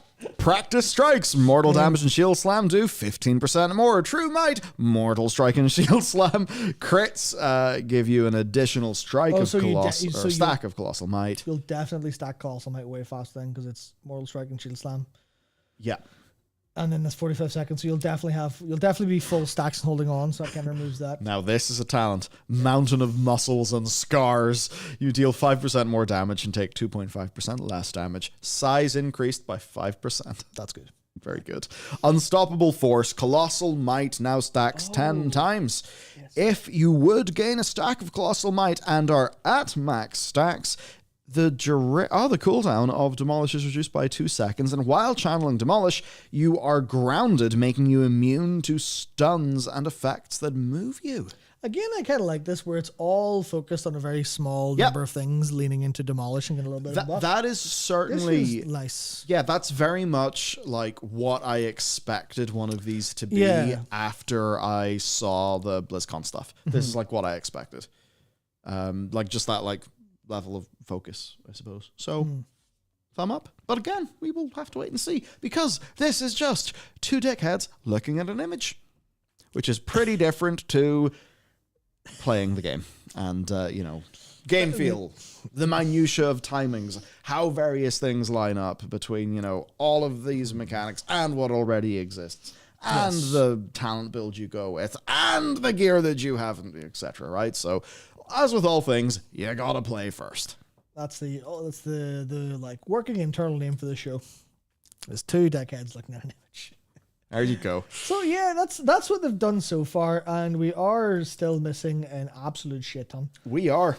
Like, let's see if there's anything interesting we should maybe talk about here. Actually, no, hang on a sec. How many, actually, no. So each one of these. Yep. Each one of these has how many talents? 10. 11. Oh, yeah, okay. 11 talents. Yeah, because you get a point at, what do you call it? You get a point when you log in, and then you get a point at every level. I just want to point out how many talents they've had to make. Because it is 11 multiplied by 39. number. There you go. So it's 39 there. Mm-hmm. Yeah. Yeah, so that's over 400 talents. That's like, I can't do maths when I'm streaming. It's like 400 something. It's 429. Yeah. 429 new talents. Yep. It's a lot of talents. That's a lot of talents. Here's what's interesting to me. I mean, that's why, like, fuck it, 2% damage. I mean, yeah, that's why that immediately makes sense. And then you go, well, what's the point? But yes. 429 talents. Now. What happens, right? Because, well, in the next expansion, or the one after that, would they add more of these? Clearly not. It's Have they thought about this? Originally, I thought that their idea here is a little bit like with the advanced specs in Guild Wars 2. You can just add more in another expansion, and that, that's just giving players a few different flavors, right? But it would be horizontal of which, one you want to go for. Are they just going to add 400 and whatever talents in expansion? Would they add one for every class that can be used by any spec? But then that would be quite challenging. Or maybe it would be easier in some ways, harder in other ways. Like, yeah, I definitely wonder about the extensibility of this. And is it the sort of thing where they may end up having to pull back in some of these? I wonder. This doesn't feel sustainable. Yeah. That's exactly my first thought. And I think that's like, that is the like core anxiety underneath where a lot of the discussion about complexity comes into this. Isn't just, what is this going to feel like in the War Within? And a lot of this is, what does this feel like? What is it going to feel like in the War Within? And then what's going to happen at midnight? Is this going to be extensible? Is it going to be rolled back? It leans into like the borrowed power kind of aspect, and the fact that this keeps going. Like, why does this shit have to keep changing willy-nilly all the time? Like Jack brought up that we talked about last week in his video talking about this stuff, and it's a little bit like over an FF14. It's like, what are we changing? We'll rework stuff that doesn't work a little bit. Sometimes we'll do larger reworks, and for anything that works, if it ain't broke, don't fix it. Is kind of their philosophy. A lot of things was like, right, we'll jam another ability onto, you hit your big button and then you'll hit another big button after, and it's literally like just one actual button. So it does feel like I don't really know if they've thought this really all that through, unless this is like, is this maybe them going, well, we'll do this and then we'll see how it goes and then decide something else, decide if we should continue this or pull it away. It feels like where they clearly have planned a lot of things for the Orthan, like delves and stuff like that. And obviously,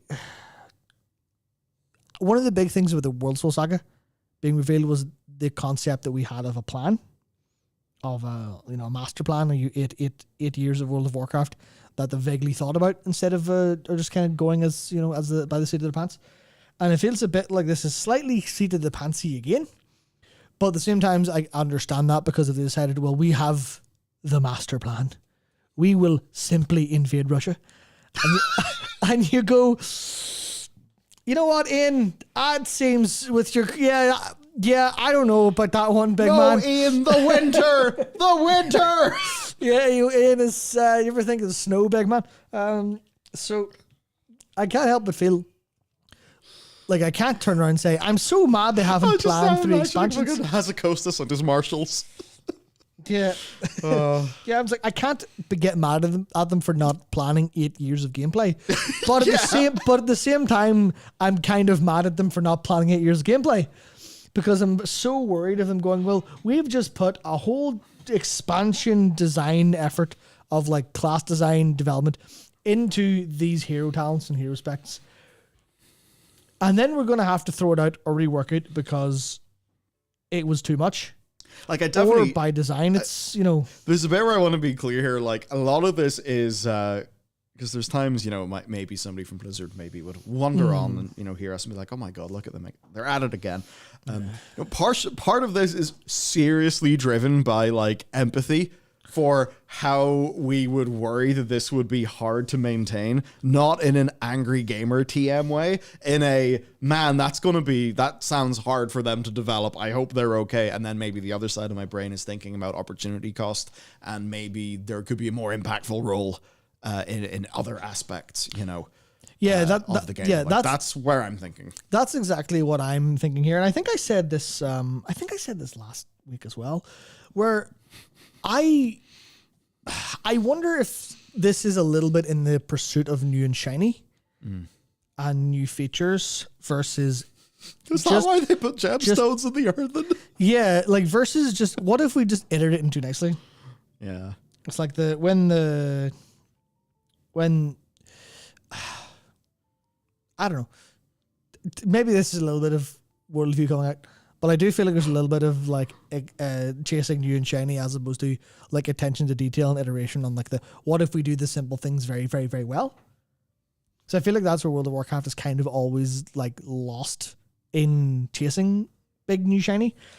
And I will say a lot of that feels like the back of the box feature chasing that I imagine to be true of like video game executive decision making and things like that, as opposed to, well, you can't put the game is, I think I definitely said this last week, you can't put the game is good now, bro, on the back of the box.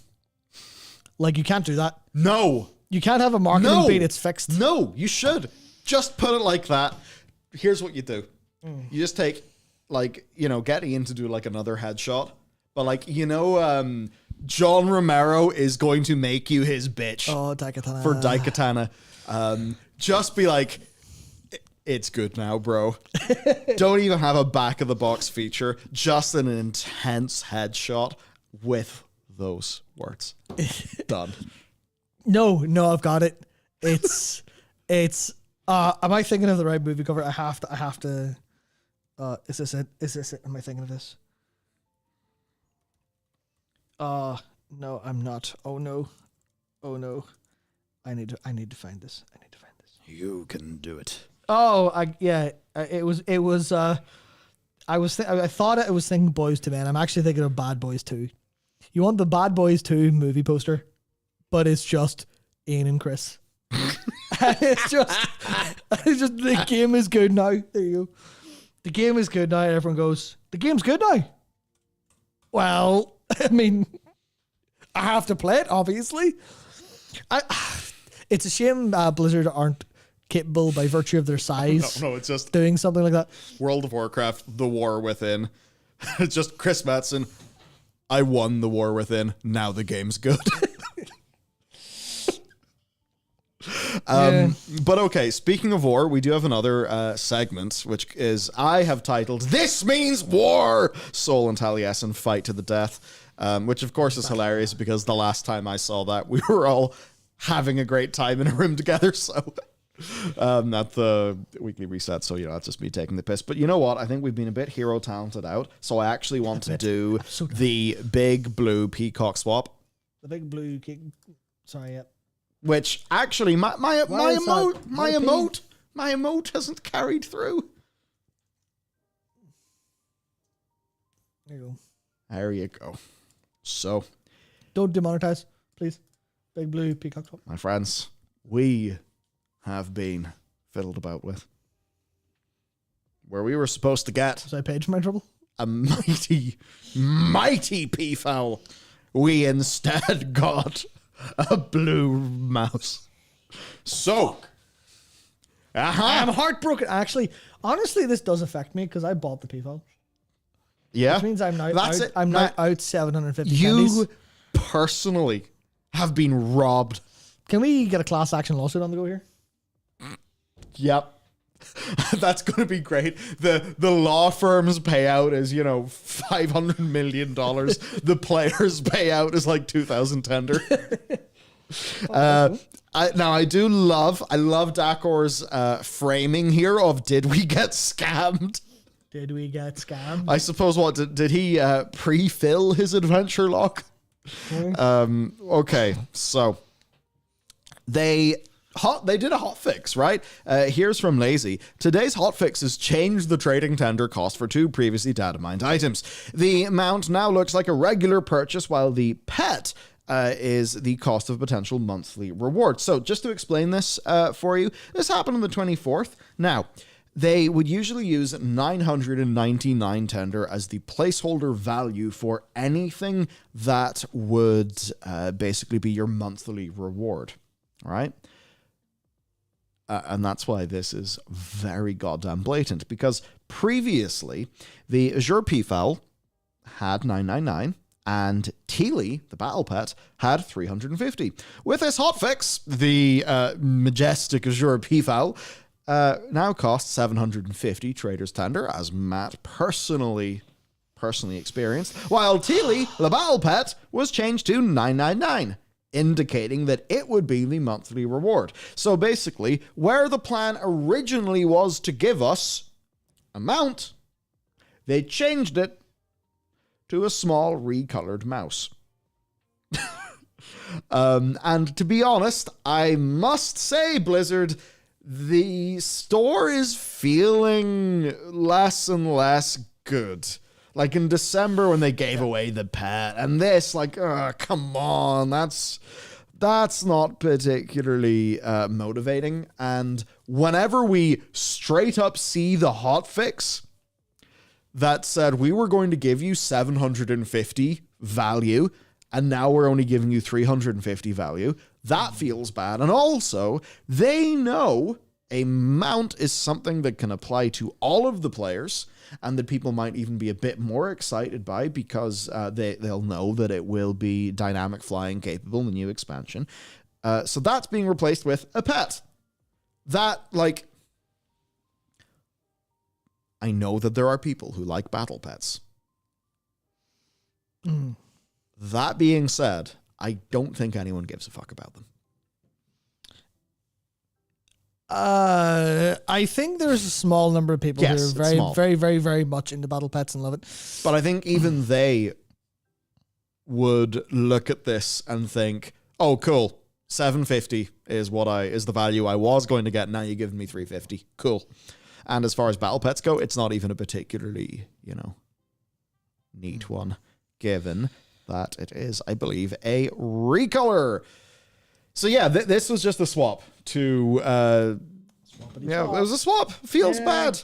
I mean, Porter Gage, as Porter Gage tweeted, and I have to imagine it's in our docs, it probably caught on. Did receive feedback that was pretty much big true.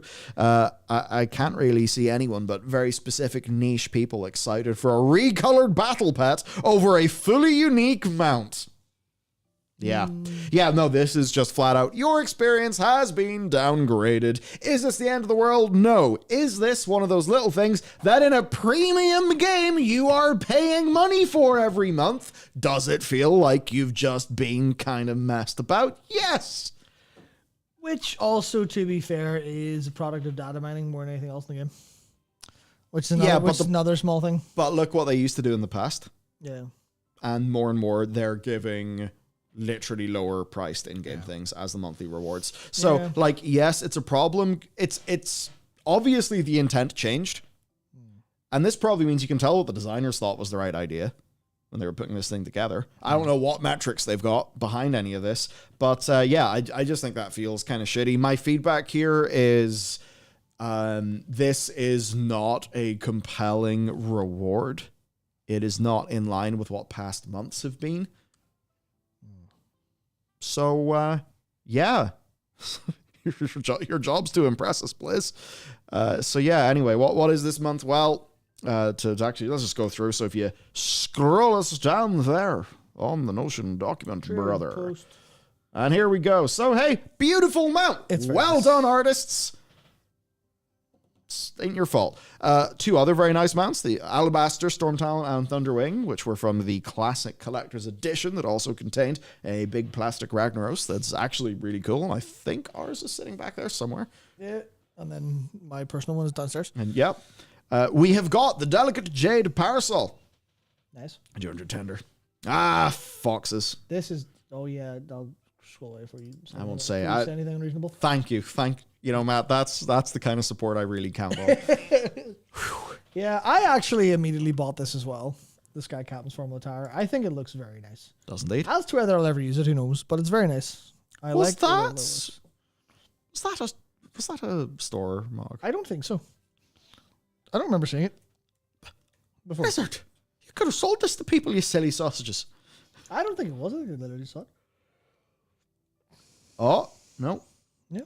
No, it's What's a recolor. recolor restore set? It's a recolor restore set. Okay. And honestly, it's well to me Better it's color, right? I prefer that. I prefer that color. There you go. So store set recolor. Nice. We got the guys of the Royal Masquerade. I think that's a really nice headpiece. Wait, does it make you bald? No, I don't think so. I don't know, actually. Have to see. I don't think so. No, I don't think it does. Okay, sweet. Because I tried it Well, that's basically a new format of... Okay, dope. It's a blindfold, but different. Oh, look at this. Look at this. We got... Ho. We got the... Ah, yes. There we go. Whoever posted this image has it. He's a big spender. Yeah, big spender. Oh, also has the Trailers of Galia and the Love Witch Attire, and also has people on Discord here. So we'll close that real quick. Look at that. Oh, they've also farmed everything. Wow, I wonder who this could be. 103 out of 112 sets. Oh my goodness. We may, in fact, have been blessed by a gamer's appearance. I'm pretty sure mine's like 30 or something. I don't know. I don't have dick. Oh, hang on. No Verdant Gladiator plate armor. Not even a gamer. Weakling. Terrible. Disgusting. That's fine. He's quit Mythic Rating. Yeah, that's So right. Not by choice. He can become a big PvPer. Crown of the Arcane, teal gown, basically all those cool things, but green. Teal. Teal is the thing of the month. I've seen some people make really nice mogs of these. The over-the-shoulder capes are 10 out of 10. Very pleased. I disagree. Well, fuck then. Well, fuck, we have no cohesion on our show, man. I disagree because they float too far out. Oh. Yeah, they don't actually touch there. They float way too far out. Maybe they're better on male models. Has a bit of implement. Okay, that kind of reminds me of the season 2 priest, gear from this expansion, and it looks awesome. That artist, she did amazing work, and then she left Blizzard for Riot. But the problem is that the attachment points of the wings are on the back of the shoulder blade. Yeah. Just whatever, thing they're attached to. So whenever your character runs, your wings are just flapping. And it looks really daft. Ah, man. Yeah. Blizzard, if you could hotfix that, it would be big value. There's a white one as well. So I think that's looking pretty cool. Cloudy. Regal War Cloak. For 50, that's pretty sick. That looks like I it actually doesn't think match any other gold in the game. When does that stop them? We got the fabulously flashy finery. So we got that. We've got, the Skyborn Blades. A HD Quell Sarar. Akin to.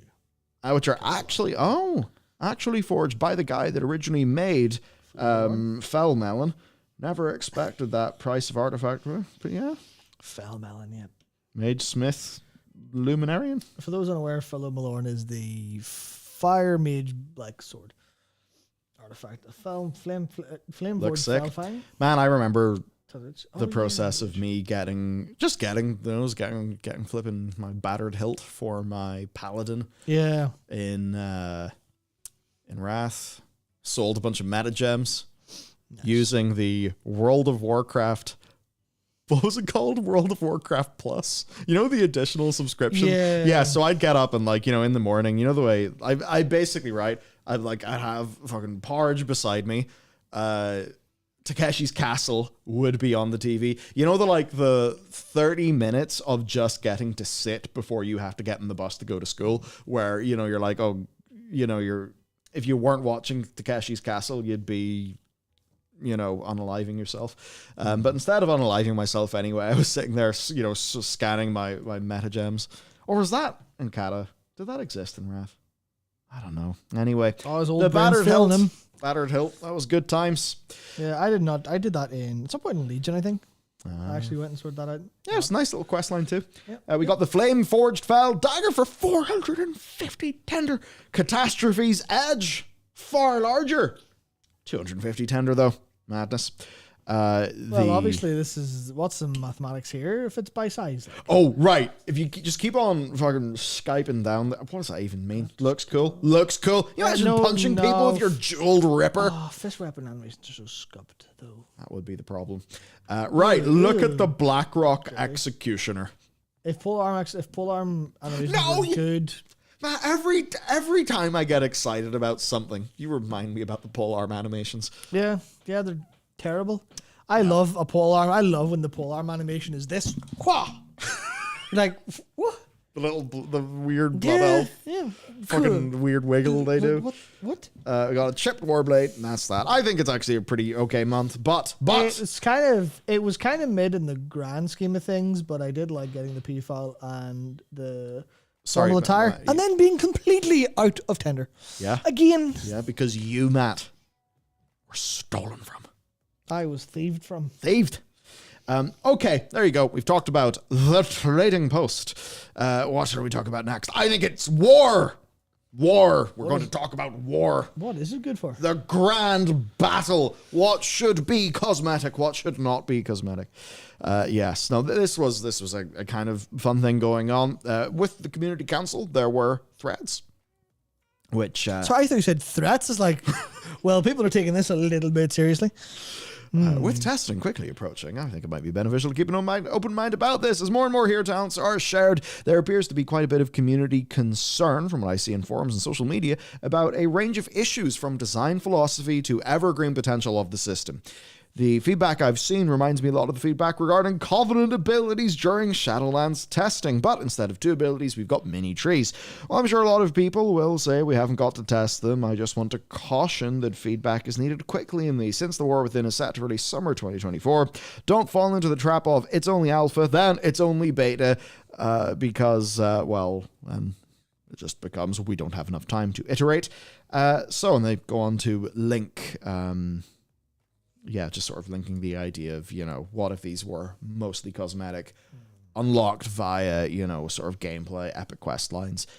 I will certainly say, to me, that would be infinitely cooler. If you were to give me like basically, right, artifact quests, but, maybe put some challenge in there, make it a cosmetic thing, make it a bit like Green Fire, bite that off as your big challenge for the expansion. That would be fucking killer. Like, okay, certainly that is infinitely more exciting than anything we have talked about thus far. Which is frustrating. Infinitely, because that would be fantasy forward. It would be exciting. That stuff that just kind of like roots people, not only in the game, but also the world? Like, I think the artifact weapon quests helped do that. Oh, yeah, of course. And they were half the reason that worked. So, hero talents, not too late to make it mostly cosmetic. Except it is because... I'm wondering... Source, please? Yeah. Game's out in 6 months? Maybe you'd like to talk with some of the producers over at Blizzard about how their workload is at the minute. Yeah, could you cancel all the hero talents and actually make them cosmetic, please? And all the people who worked on the hero talents for the past 18 months or so are going, No, I have to look. No? What the fuck are you talking about? Go away, please. Okay, so this is really funny. Now, we're going to get to the grand fight between Taliesin and Sol. For once, it's not me fighting Taliesin. Oh, it's nice to have a day off. We all get along great. There's no actual real drama. I'm just playing it up for the camera and having fun. So Sol posted this tweet. Now, it will not make any sense without me actually playing it. And you know what, Matt? We're just going to do this the old-fashioned way. Oh, why are you like this? Because I am a brutal pragmatist, Matt. And here it is. They're just talents. They're just talents. They're just talents. They're just talents. So, they announced hero talents. Ian very bloody clearly, knowing, I think he saw the impending storm. So he was like, I'm releasing a big new feature. He's like, they're just talents, guys. They're just talents. Now, Taliesin does then point out the letters that are behind Ian Hazzikostas as he said those very words, which are explore deeper class fantasy, complete flexibility to suit your play. Now, Shall we, before we get into the, I hate to use your favorite word again, Matt, but the discourse, shall we maybe think about hero talents through these 2 bullet points on the slide? We can maybe call these design pillars of the system, and we can sort of think about how what we've seen so far, does it meet these design pillars or not? So, explore a deeper class fantasy. Yes. Yes, asterisk for some of them. I think that's fair. I think a lot of the sub parts, the sub talents, like the class fantasy is more expressed by the name of the talent than its functionality. And I think there's a little bit of a problem with that. But again, it's quite hard to express literally everything via gameplay. So yeah, I think I'm going to give him like a 60% on that. The next one though, Matt, is complete flexibility to suit your play. That's 0%. Because no, I'm going to give it 30. I'm going to give it a 40% true, because that's an arbitrary number where 60% of the player base don't have any opportunity to be flexible because they have to meta pick. I'm just thinking like, hey guys, see when you're writing that slide, if you just removed the word complete, you'd have a lot more wiggle room in this one. Yeah, absolutely. Complete was not the pick. My dudes. A bit of flexibility. Yeah. Yeah. Okay. So anyway. In other words, he's saying flexibility is in how you can change them anywhere, anytime. Then that's true. Then that is true. Yeah. Yeah. Just like existing talents. So yeah. Okay. So with that said, let's get into the meat. See how it tastes. Taliesin replies, "Dude, I don't want to be that guy, but it literally says explore deeper class fantasy in huge letters." And you know, the boys then go for a talk. So the broad thing here, I believe is, I think Tally is far more on, I don't want to say the side, because that almost, to say the side, that then creates a binary division. All things are a dichotomy. All online arguments are a dichotomy. Including A versus B. Dichotomy. Yes. Everything is on a binary line. It is A, B, it is 1 or 2. I really should have said 0 or 1, but it's A or B, it's 1 or 2, it's right or wrong, it's That's it. up or down. There are 2 opinions, right and wrong. Yeah, there are 2 opinions, black and white, absolutely, 100%.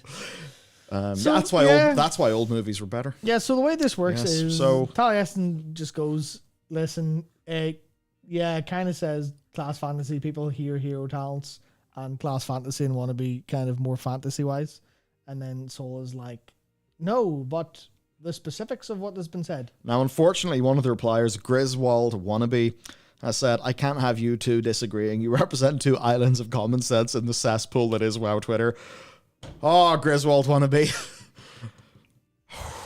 Someone say this here? Or No. Okay. I just clicked in the actual tweet. Okay, because to which I want to say, no comment. Like, my dude, yep. Actually, WoW Twitter has had, like, no comments. I think WoW Twitter's been a bit more schizo than normal lately. Oh, not having anything to do in the game has driven them all mad. Yeah, they went fucking mental. It's the same thing that happened in FF14, decent bit in Endwalker. Everyone just started going fucking mental. Even recently, there was some, I can't remember who it was. There was some, YouTube just had, multiple videos of, back and forth drama between 2 people that amounted to nothing. I'm just like, fucking, just log out, just go play go do anything else. Jesus Christ. Fucking streamers, man. Goddamn. I don't get it. Fuck. Just play something else. So just be a variety streamer, be happy. Yeah. You can't, yeah, so, I mean, overall where I am on that, I think it's that thing. There's, perceptions, reality, it's almost like that thing of, what did the writer intend by, these words that they wrote? The way it's some aspects of English literature. No, don't talk about the curtains being blue. No fucking curtains. There we go. Okay. Imagine a whole 15-minute discussion about the curtains being blue just happened. But you're in the lucky timeline where you don't need to hear it. I'm tired. The curtains might just have been blue Or maybe they were about setting the scene that was depressing. Who knows? Who knows? The SD card is blue. The SD card is blue. That's because all the videos you record are depressing. And then whenever it's time for a happy video, I record it in the golden SD card. Fantastic. There you go. My amazing authorial intent. So, look, honestly, with this one, I mean, I get the point to a degree. It's easier to just have these discussions like IRL because you're not limited to the format of tweet, response. But, yes, Ian did say they're just talents. And basically, I think what we have came to is entirely devoid from production reality. Talents is perhaps less exciting than the fantasy, because I don't think that these talents, like some of them are fantasy forward, but they don't feel like they have sort of compelling enough. I want to say we haven't seen the visuals yet, but I mean, when I say compelling visuals, I mean like through the whole process of gameplay. Yeah, so like green fire, it's like, well, your fire is green. Nothing is even remotely that big. Yes. Like all we've seen is 5% bigger. Yeah, it's like some boys have new abilities, right? There you go. Some boys with new abilities will have visual effects. This isn't going to be anything close to green fire. You've got like lightning effects on your other stuff as the avatar one. What's it? Mountain thing. That one has some stuff, and then like obviously lightsmith. If you're playing with a lightsmith in your group, which is with the holy and pala, you're going to see shields and hammers around to pick up. That's cool. But it's not going to be anything like green fire. And it was never supposed to be green fire, because this isn't even like him saying they're just talents. This is the class design people making new gameplay. It was never in any universe going to be class skins, because that would be a different set of teams' responsibilities. That would have nothing to do with design. That would have something to do with design, but that would be more cosmetic. That'd be more like on that like side of the what's being made, and then the designers would have to go and make other things that like are gameplay affecting. It is literally like that, right? That's the difference. That's kind of the major difference. In obviously this wasn't going to be that, but and this is where I hate to be correct. I hate to be this person.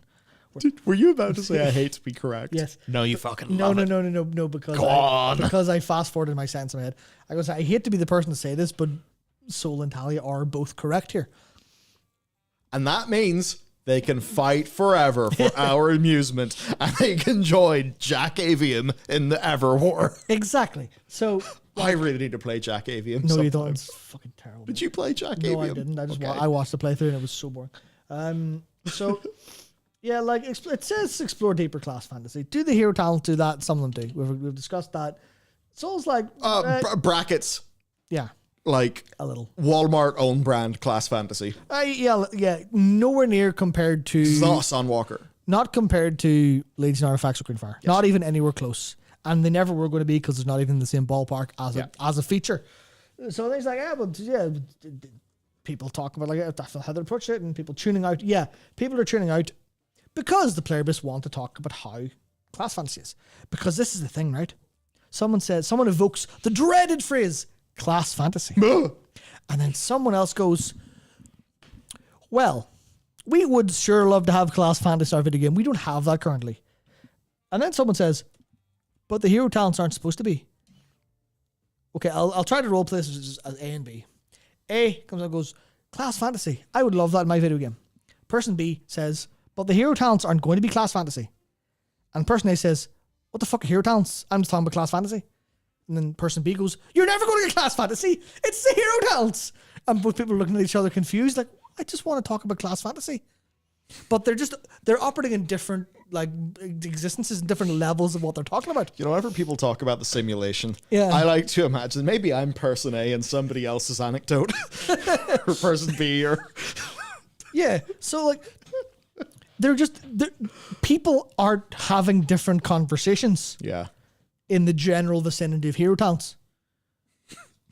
And obviously that's the case where like we're talking about like, well, the hero talents don't really seem to have much class fantasy through gameplay. Yeah. And then someone else turns around and goes, well, they're not class skins. And then someone else goes, did you say something about class skins? And then someone else goes, but the talents are too complicated. And that's 4 conversations around hero talents that everyone sees as one conversation about hero talents. And everyone gets really confused. And it's like, They were never going to be class skins. So maybe we should branch this off and go, should Blizzard do class skins maybe soon? Yes. Everyone goes, yes, great. But the problem is the name of what if the name of the class skin overlaps with the name of the hero talent, and that's where Blizzard have got into a tricky situation. Yeah, because the hero talent evokes images of class skins, even though they've never said class skins. Mm-hmm. You're like, shit. Yeah, so basically that happened, and that's messy. I actually think, okay. Yeah, this is fairly interesting then. Mm-hmm. Flex, who, oh my god, I've forgotten what guild Flex is. Echo. Isn't Flex just method? a World of Warcraft? No, not method. Echo. Yes, Echo. Isn't Flex just the professional World of Warcraft Twitter? Under the checkmark. There you go. So, impressions. Power gameplay, visual flavor. Most people say visual flavor, and it's probably worth saying. Like, I think Flex's audience will lean more toward, gotta go fast, big gamer. Yeah. So yeah, that audience says that, and I guess that's the bit that's interesting, because if this was for anyone, it would be for them. And I don't like saying them, to be very clear. Yes. Because they are just another subset of we. But deep, man. Oh my god, that's like something Adam Newman would say. Where is my 300 billion? I need to get SoftBank on the phone immediately. Oh, yes. So you would maybe assume, right, that the people who are interested in the MDI and, guilds like Echo, that they would be the people like, oh, gameplay, ooh, call more power, blah, blah, blah, blah. Button. But no. I mean, this is 2,000 people voting on Twitter, so it doesn't mean anything. Probably a little bit. So, yeah. You would imagine, like, all that stuff that we just kind of talked about. If you take someone who's just like, I like Dragonflight because it had big dragons and they were fun, and I like the world and blah, blah, blah, right? They're probably going to look at all that shit and just completely gloss over, because it just looks like incomprehensible, mush.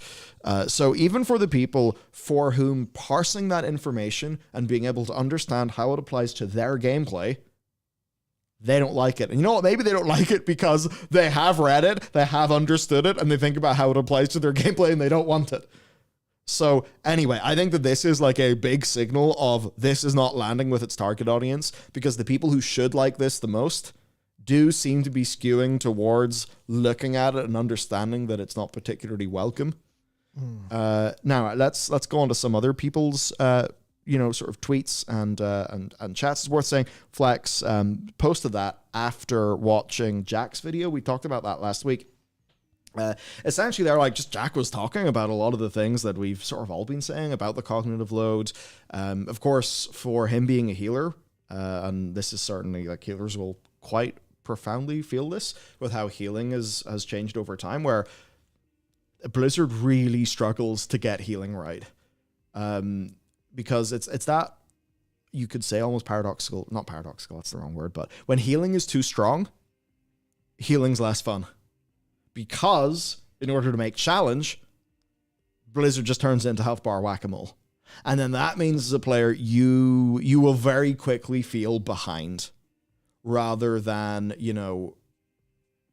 if you are not so strong, but the damage profile is sort of commensurate to that. So then you feel like you are, dealing with your resources to solve a problem, instead of, I have fallen 0.4 of a second behind the curve and it's all over. And one of the first touch point for me, and I actually think it's a really, really good example because it resulted in an amazing world first. It was back in Mists of Pandaria, where Discipline Priests, they were bubbly boys. Very, very strong, right? So Disc Priest was like pretty OP, could do pretty amazing things. And that led to a solo heal world first Garrosh 10. Damn. Heroic, which is, that famous video with the amazing My Little Pony weak aura. Used by the Disc Priest. I remember that. Yeah. Working one of the, of course, Paragon. one of the big names in raiding back in the day. So that was just like one example there where for a lot of people, like healing just turned into stressful hell because in a world where Disc Priest could just bubble the hell out of everybody all the time and we're like too strong, well, Blizzard's damage profiles just got really spiky. Literally And just, yes, in a game where you heal, what if you have absorbs? Oh shit, we didn't think about that. Game's over. little Goodbye. bit, yeah, Goodbye. little bit of that. But yeah, so that just sort of happened as an issue. So Jack was talking about the power creep sort of issues that could be coming from some of these talents. It was a really good discussion, and I would recommend the video absolutely. To go into some other people's sort of opinions, public, after seeing more of the hero talents, I can't really express my disappointment enough. I would much rather have these be purely cosmetic / utility choices that lean heavily into a theme than what we have today. I feel like if these were class skins, people would love the system. But if they were class skins, it wouldn't be a system. It would be an unlockable. That's kind of an interesting part of it. I mean, like, to me, the idea of class skins is basically imagine class heritage armor quests, but they're hard as or maybe they actually have difficulty levels. Difficulty levels is the way there. Yeah, actually, you know what? Just do that with like normal heroic mythic, like a mage tower, but for a class, and maybe treat it like heritage armor where, yes, they just kind of, they're added to the game in patches in an evergreen fashion. Like now, maybe you tie them into the class order halls or something, but you can see how that would actually be a gameplay system with a really clear, cool reward. Yeah, I think that would drive gameplay far more than just clicking one of these talents every time you level. By the way, there's only a few choice nodes. Everything else you'll get because you're not going to be starved. Yeah, and that's where I think a lot of the problem comes down to. If you offered people a choice, would you rather have the developers work on all of this, or would you rather have them work on literally anything else? Content? Yeah, and now this is content? Now obviously you can't just say, well, a developer is a developer. They can just do whatever. Because obviously you have specialities. You've got things you're trained in, things you aren't. You've got your responsibilities and your job titles, stuff like that. So I don't know. I literally don't know if you could go, hey, person who's working on these hero talent trees, could you go and help balance a bit of content where we're fighting? Like where we're doing kind of like a mage tower kind of thing, but for class skins. Could you literally do that without having to go, well, we need to train you in all of these, like on the ways we script fights and script stuff like this? Because it feels like that would be like an encounter designer's job as opposed to like a class designer's job. You'd assume that those are different like disciplines, right? So it does leave you wondering, like, well, shit. Blizzard decided to make, one thing, and everyone's going, man, could you have spent all that time and effort working on another thing instead, please? Which is like ultimately the crux of this, I think. Where everyone's like, well, we don't really care about these that much. Would rather, if we think about anything else, would have preferred something different. We would have gotten plus 10 talents anyways. No, you're thinking inside the box. What if we just didn't? Literally, what if we just didn't? Whoa. Blizzard can do whatever they want. What if they want, nah, you don't get any more talents? Why not? Because we give you something else instead that is there.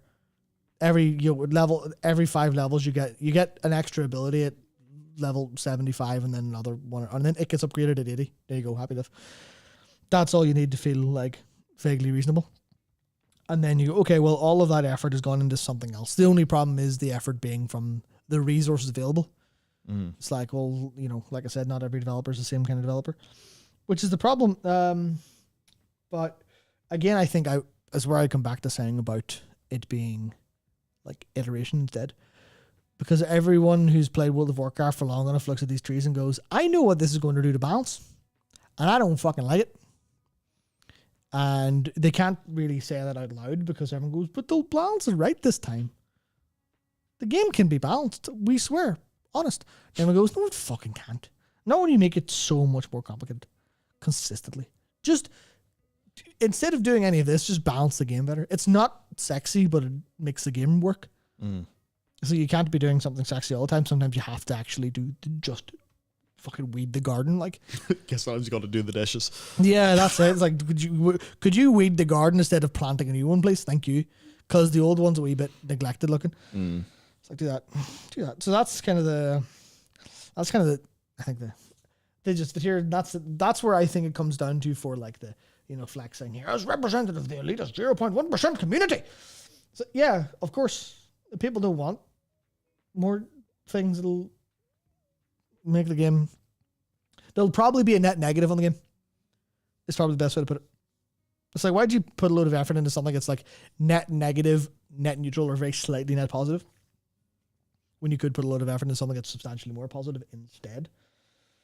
Which is interesting because, well, yeah, I mean, Jack says like hefty power creep led to healing's current state, and more power creep can make things worse. And you're like, yeah, that's how it is. And now obviously we have to go into the alternate reality, where what if they did this instead? What if they did class skins with Lost Codex? Just do it. Deal. Yeah. Keyboard turns work. Yeah, and that's it. Because like, I don't really want to turn around and say, well, just do this forehead. But there is a little bit of just do this forehead involved. Yeah. And if anyone turns around and says, but my PvP readability. And then you go, one, they don't care about PvP at all. Two, fuck up and learn to read it. Like, learn to see. Like,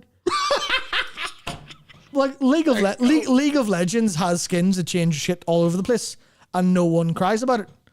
Just do it properly, easy. Besides, you don't fucking look at anything on your screen when you're playing PvP anyway. You look at weak ores that do it for you. No problem. No readability issue. Same with like when they talked about the readability issue for the Warlock pet, and you're like, what the fucking crack are you on? Live in reality. Get rid of it. Why can't you be a Sunwalker? Why can't you? Well, some of this stuff's a bit kind of, we need an idea, we'll kind of go for it. But like, just have stuff. Just make different pretty things. Just make things pretty. Just instead of your artists pumping out 20 bajillion fucking mounts every 6 seconds and selling them for $20 a piece, sell a class skin for $10 a piece, but make it half decent. Because fuck knows if we get class skins, those aren't going in game. I can tell you that for free. They're not going in game. Not a hope in hell. That's artist time that could go in money. I forgot. The talents exist so that the artists can make money. Yeah. No. Yeah. Just we're money. Doomed. Just turn the money printers on, please. Change the money printer setting to be class instead of mount. That's all we need to do. If Des made class skins, there'd be a batch of town criers yelling, "No, we want hero talents." Yeah, because that's what it means to be in a video games community now. Cry about everything at all times and never be happy. That's what it's boiled down to, realistically. And obviously I say that as someone who is has a weekly show in which I cry about things. So the irony is not lost on me. But there is certainly like there's going to be people complaining no matter what, basically. Mm-hmm. But that doesn't actually, turn around and go, well, how about you just be happy with it for it? Because there is a world in the middle where you're like, yeah, that could be slightly better, but it's pretty good. It's pretty good. So if anyone can take from experience, exactly. I have had to go home on a Friday night for 3 years and think, am I just bitching about video games online? Is this what it's all about? And then just play video games and let the thoughts wash over me like bleach. Oh dear. Yeah. So there really wasn't too much of a war or a battle to death about this. No. It was just as we said, Matt, Claskins. Framing. I mean, I think it is You can hang a frame and you can fucking hang me. Like, currently, I think we are at an unambiguous, like... Yeah, stonks are definitely down in this feature. Stonks are big down, yeah. Yeah. That's kind of tricky. But, again, right, the hero talents are the thing that we know about. How much of that is actually just... how much of that is just because it's the only thing we've really seen since BlizzCon is them sharing some more of things? From what I understand, different story with Alpha drops. Yeah, from what I understand it, by the time of BlizzCon, delves were super early. Super early. Oh, like there's a lot they were not able to talk about. Yeah, we can scream about them instead. There we go. No, I don't mean in some way of like, we're banned, it was more like, we can't talk about that because we're still talking about it. We don't know what way we'll go. No, you mean preemptive stonks down. Sorry. Delves are a field feature. Dead! Already. Dead! Is the War Within dead? Dead already. Dead game. The store within, it's over. Yes. The store within. Yeah. Okay. Blizzard, I hope someone at Blizz just has the balls to do a blog post, like whenever they're announcing some new cosmetics, just to call it World of Warcraft: The Store Within. Just that's the name of like the update post where they the Store Within was a recent Asmongold Clips video. Of course it was. Mm-hmm. Okay, fair. That's a pretty well executed title. Okay, there we go. That's that. The war is over. Who won? Who won? Nobody. Everyone's dead. Hang on. Is that some biting commentary about war? I don't know if it was Taliesin or Evitel behind the tweet, but now the channel it's either called and Evitel or Taliesin and because they're dead. Everyone's dead. No one wins. Fantastic. Anyhow, yes, I kind of ran out of ideas, so I just called this Mummy. Mummy. So Xalatath is Zala back at it again in the past because she is fiddling around with gnomes. No, she's not. She's not, no. She's fiddling around with your ball. Sorry, it's not a ball. I thought it was a ball. It's a sharp thing. She's fiddling around with your pokey sharp thing. Well, I was going to say that would have explained the chronic pain. So yes, we are fucking on. She's back, and she's back in the whole Void Touched item questline. Yep. We did a video on that a few weeks ago, I think in January. It was a really fun video, and honestly, the story's pretty cool. Basically, the idea is this shadowy figure is about the place. She's just been messing around with people. There is the whole box, but yes, so. During the Gnomeregan crafting questline, we are sent to gather a charged Voidstone. This object seems to draw in all surrounding light and warmth. It is very cold to the touch. While we do indeed find one, it's completely inert and useless. Just like me. Fortunately, the mysterious shadowy figure appears before us, offering to charge the Void Core. So what you're saying is, she can fix me. She can fix me. We're cooking.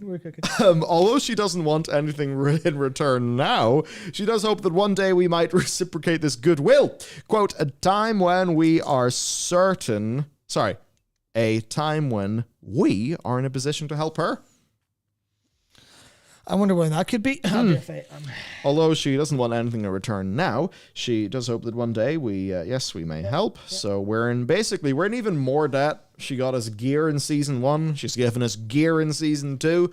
And what is she going to take from us in the War Within? Yeah. So here's actually like the dialogue, just so you want to read. It's Xalatath. It has to be. Isn't this a fun serendipity? You need something. I just so happen to have exactly not a voice actor, by the way. I want to help you, of course, blah, blah. It's well and truly spent, but I could help you charge it. I really like how she's written. It's very, very, I am laughing exactly at your expense. I am extremely on top of you at all times. Nothing, of course, the benefits are also not lost to me, blah, blah, blah, blah, blah.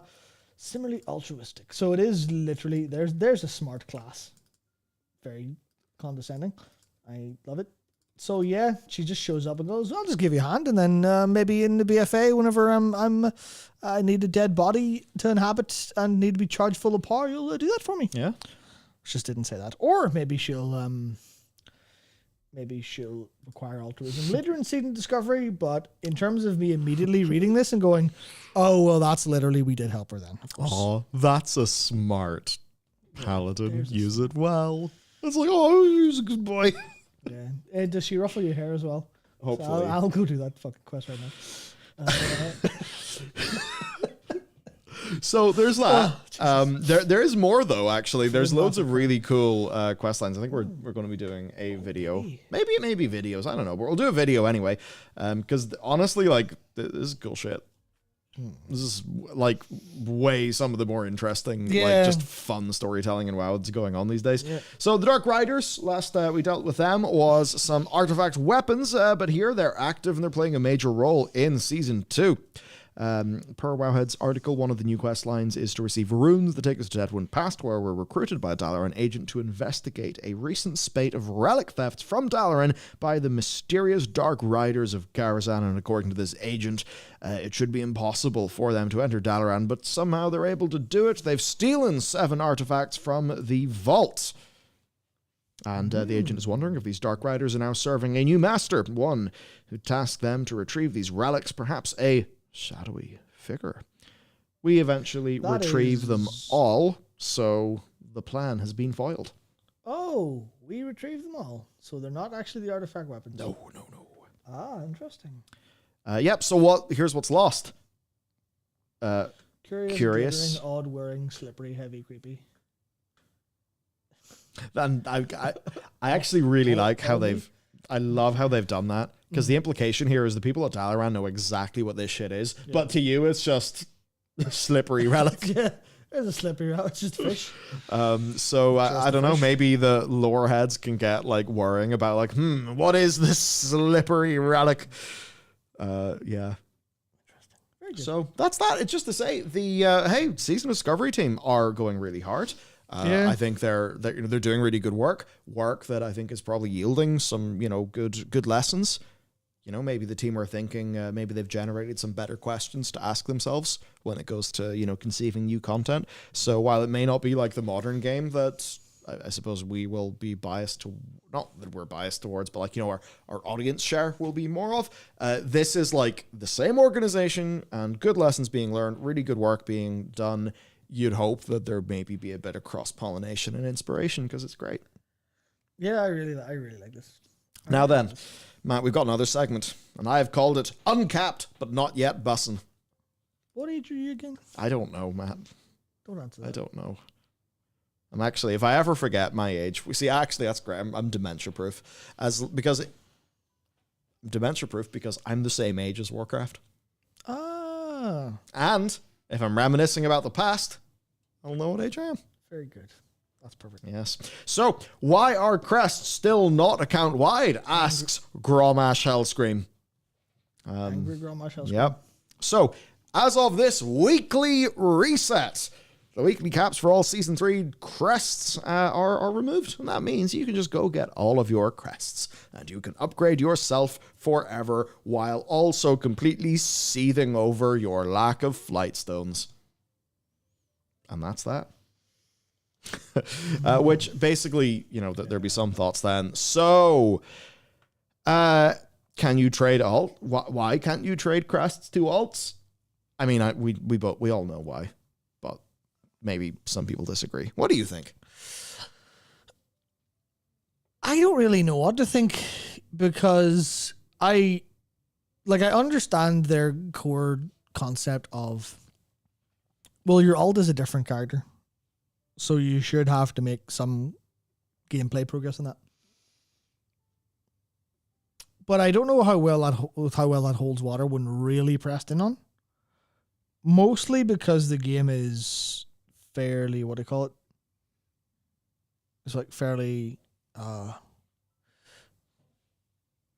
do I describe this? It's not like the game's easy. I don't want to say that, but it's that, like, learning your class is a very small part of it.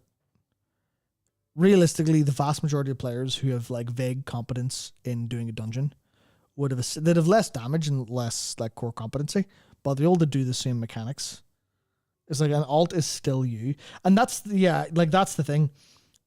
It is and it isn't, and the parts where it isn't is where people say, but it is, and Blizzard disagrees for now.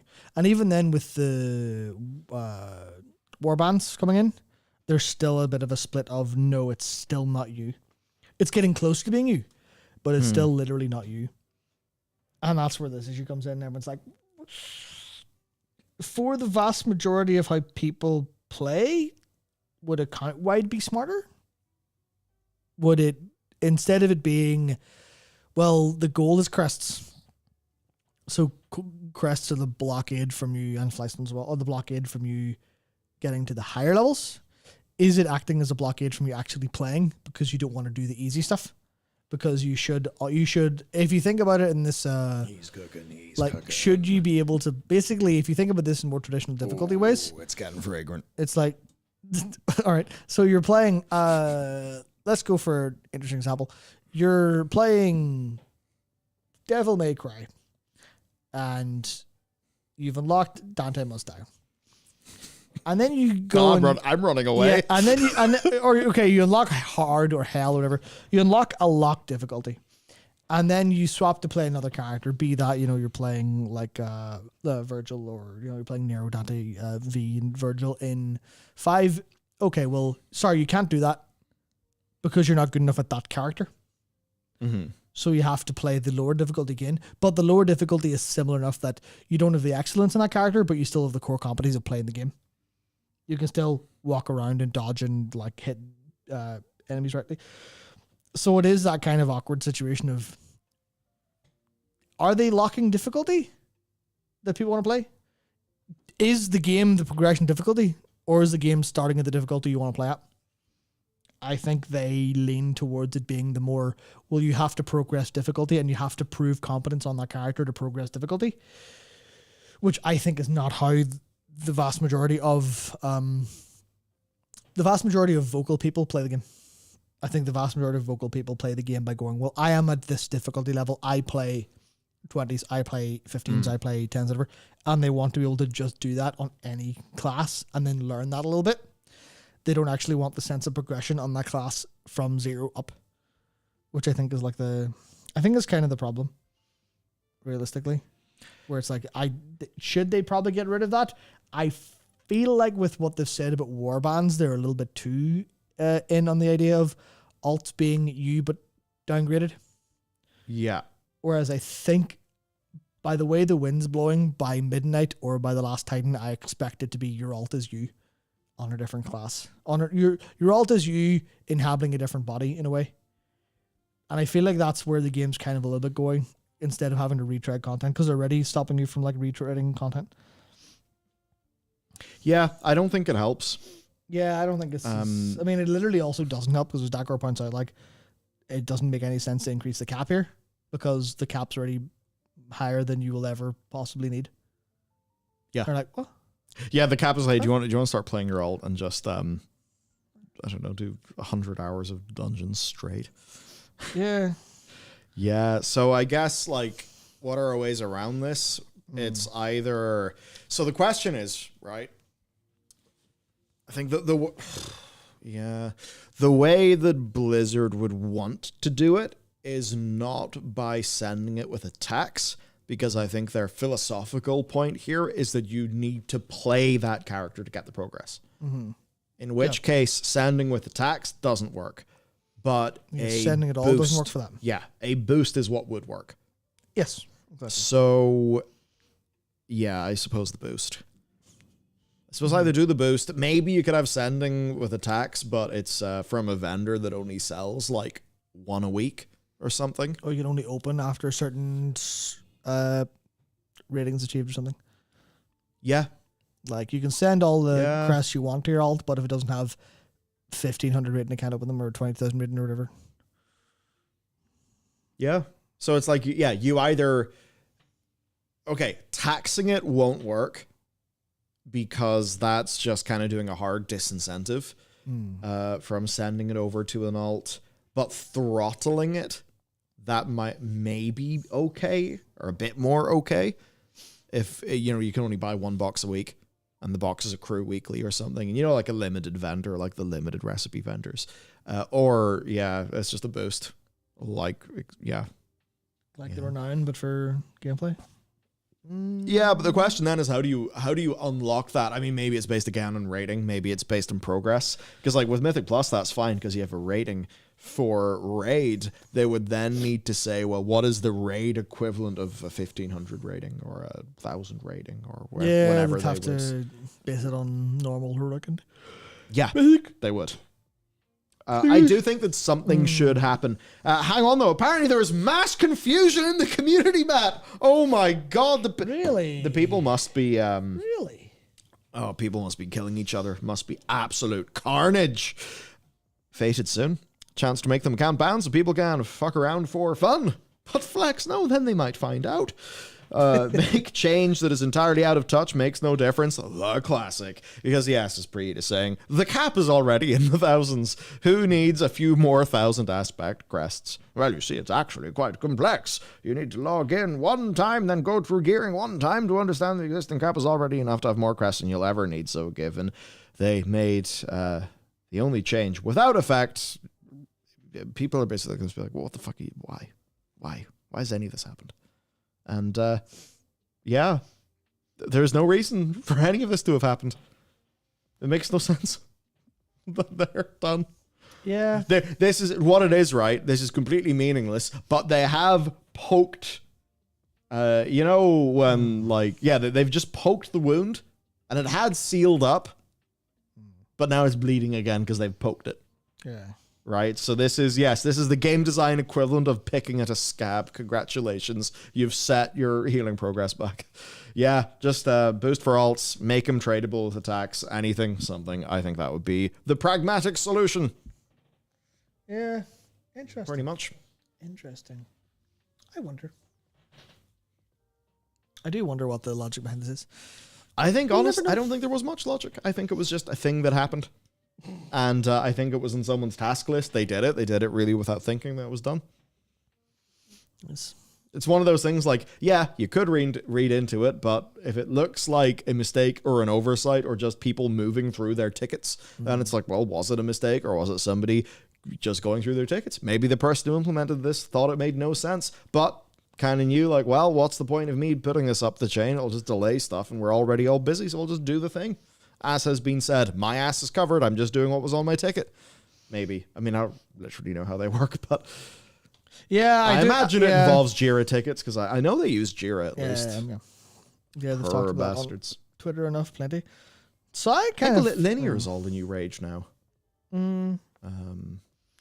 I couldn't care less. Yeah. It's just that thing because, you know, we're at that scale of, you know, maybe it's like Asana or Monday or something. But I think the point, though, is that those don't really scale into multiple hundred team sizes like Jira and Linear do. Anyway, this is not a project management software podcast, although I could probably do one of those pretty easily. Next, then, have you ever wondered what Azeroth smells like? Because industry shill plastic man Jeff Keighley I haven't mentioned him in this, unfortunately, but yes. I might just do a video on Kirk's article. Just start off like, listen, this article from Kirk absolutely was brilliant, and I mean, it's pretty authentic. I remember. I actually had I've done some decently vitriolic tweets about Jeff Keighley. It's nice to see that more people are sort of joining the. Jeff Keighley is a plastic fucking sludge shill man. Dorito Pope. Yeah, he really was the fight. Never ends. Yeah, people are like, oh yeah, great. There's a lot of things going on in the industry. What are you doing in the middle of this whirlwind of things going on in the industry, especially since you position yourself as an industry person, not really as much a gamer person? What are you doing? Right as, you know, there's layoffs and chaos and everything, you're tweeting about game scent. Imagine an air freshener that can do napalm. That's it. Beautiful. Beautiful. So, the game scent. The game scent. The game scent. What does it do, Michael? It uses AI to release scents matching your gameplay. Wow. Isn't this the future we've all dreamed of? Wouldn't you love to have the smells of Azeroth herself in your... Don't say that one, man. In your gaming room. I almost got us deleted. Yeah, so this was... I thought this was funny in the Azeroth conception because... you know, this tweet from ages ago, worst best smelling horde capitals in my opinion. Undercity, Org, Silver. I nearly forgot Silverman's name for a second. Jesus. And Thunderbluff. Thunderbluff being the best. Have you ever been near a cow? Never mind a big fucking furry cow. That shit's not going to be nice. No matter what incense they burn, that shit's going to be I do nasty. not want to think about that at all. I mean, Silvermoon might smell like bodily fluids and wine. But I think the wine might mask better than matted wet fur and herbs herbs burning. But that depends. Are you too zonked out of your gourd to actually smell anything in Thunderbluff? Because that incense is definitely, there's some psychoactive compounds in that for And sure. of course, it's AI. The buzzword we must put on everything. Yeah, Org probably smells terrible. Undercity, well, it smells like chemicals and death. But yeah, I thought this was fun because upgraded DLC sets. Yeah, so this is just like what Jeff Keighley... Keighley tweeted this in a way where you almost thought that like he was an investor or, that he had something to do with GameSend. It was a really weird tweet. Yeah, and he just didn't. None do it. Just literally he's like, oh, AI smell. Cool. Have a smell. Cool. Nice. So, let's actually go to the web zone. Just to show you how funny this is. This has actually been out for a while as well. It's not new. But here's buy a kit for $150. Save $30 and get 6 full send cartridges. No SDK to train, plug and play. Do you know how this works, Billy? No. Do you know how it functions? Where do you think it gets the information? Sound? Yeah. Yeah. That's all it is. All yeah, sound. of course. Nothing else, just sound. It's the exact same as all those like fucking seat rumblers. Yeah. You just sound analysis, easy. Yeah. And like doing it's just going to be a basic classifier. Yeah. Yeah, it's horrendous. You've got gunfire, explosion forest, clean air, storm, Blood. Immerse yourself in the bold and metallic essence, adding raw intensity to virtual horror. Imagine. Can you fucking imagine? Yeah, great. You're just a big battle to feel like, I love the smell of blood and fresh cut grass. Like, imagine going into someone's room. He's like, these are scents. They will cling. Yeah. Yeah, this is dire. Like, this is fucking dire. And I could make jokes that other people have made much funnier than I have about playing certain types of RPGs. Well, I suppose you are going from the Eastern country, the default of sweat and cum, yeah. or ocean. Yeah, yeah, that's exactly it. I love how this one of them apparently is just human exertion. Nice. What Yeah, I know what that smells like. I go to the gym. It's not very nice. So my first thought, because I'm a weirdo, was what's the most horrible, most fucked up smell I could possibly imagine in the World of Warcraft? I immediately remembered this. I don't know if anyone remembers this from Legion. That is definitely not something they would do today. Yeah, this is in High Mountain. This is a little High Mountain, great. Yeah, it's a little tent where the Wrathgate would be pretty bad. Yeah, so that's a human paladin, and that's a sleeping Tauren male and a sleeping Tauren female. You know what the implication is? There's a book written by this man. They just had it. I think that box is called a steamy jewelry box as well. There's a silver chain in it that apparently goes in the auction house for 13k gold. I don't know why. I think that might just be a cool some reason. But yeah, Tauren human threesome sound perfect. So I thought this was a fun thing to talk about, just in the perspective of like where do you think the worst place in Azeroth would be, or the best? Where in Azeroth would you like to smell, Michael? Nowhere. No, I don't want game sense. I like this. I think this is really funny. Yes. Okay, do you know what it is, right? It'll just be shit. Like, that's the big problem. It'll just be bad product. Yeah, this will suck. Yeah, that's the hateful part. Like, this will suck, and it is just someone's, this is just an excuse for someone to have a bunch of Scent subscriptions. And you know that this won't be good. You know this also won't be high quality work. right? Like if you compare like cheap perfume to not like expensive stupid perfume, but like I don't know, like flipping Lush or something, right? Like, is this going to be of the same quality level as like a Lush product? No, it's not. No, this is going to be shit. Right? Like, just even look at the fucking tacky box. I mean, like what we is this? We did show you the site. Like, the site is look at the website. Quality look business. at everything going on. Immerse yourself in the game.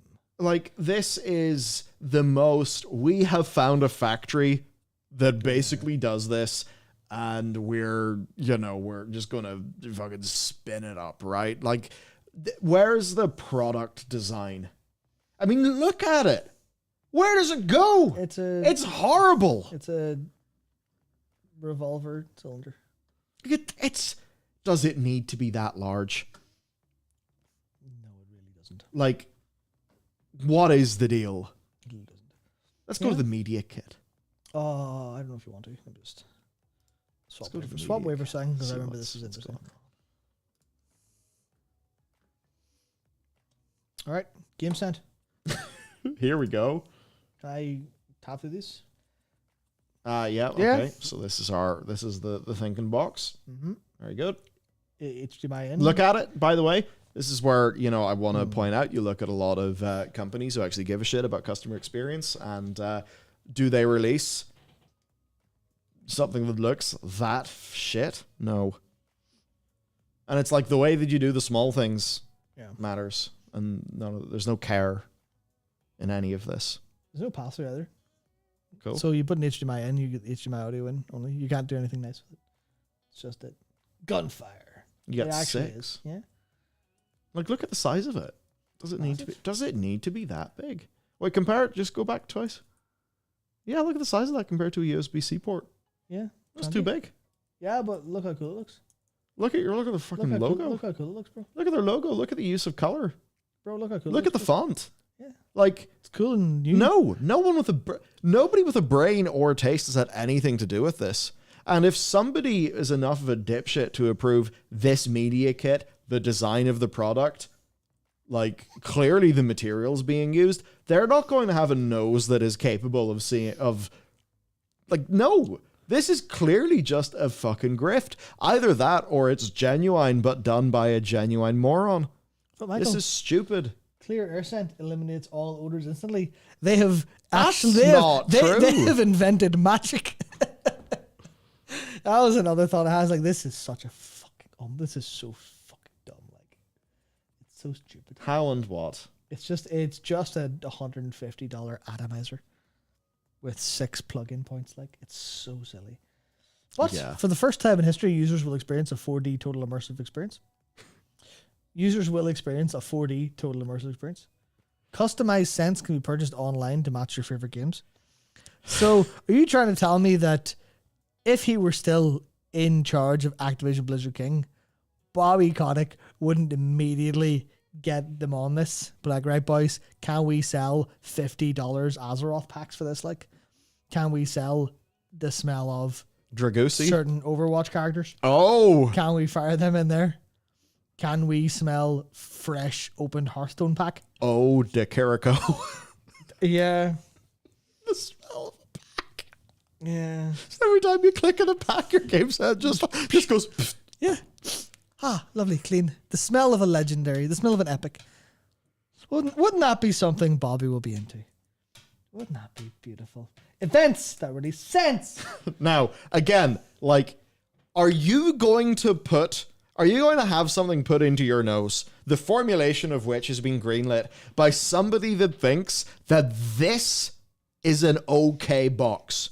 Now, look at the how Events is lining up with the annoying blue light on the box, and also, yeah, great.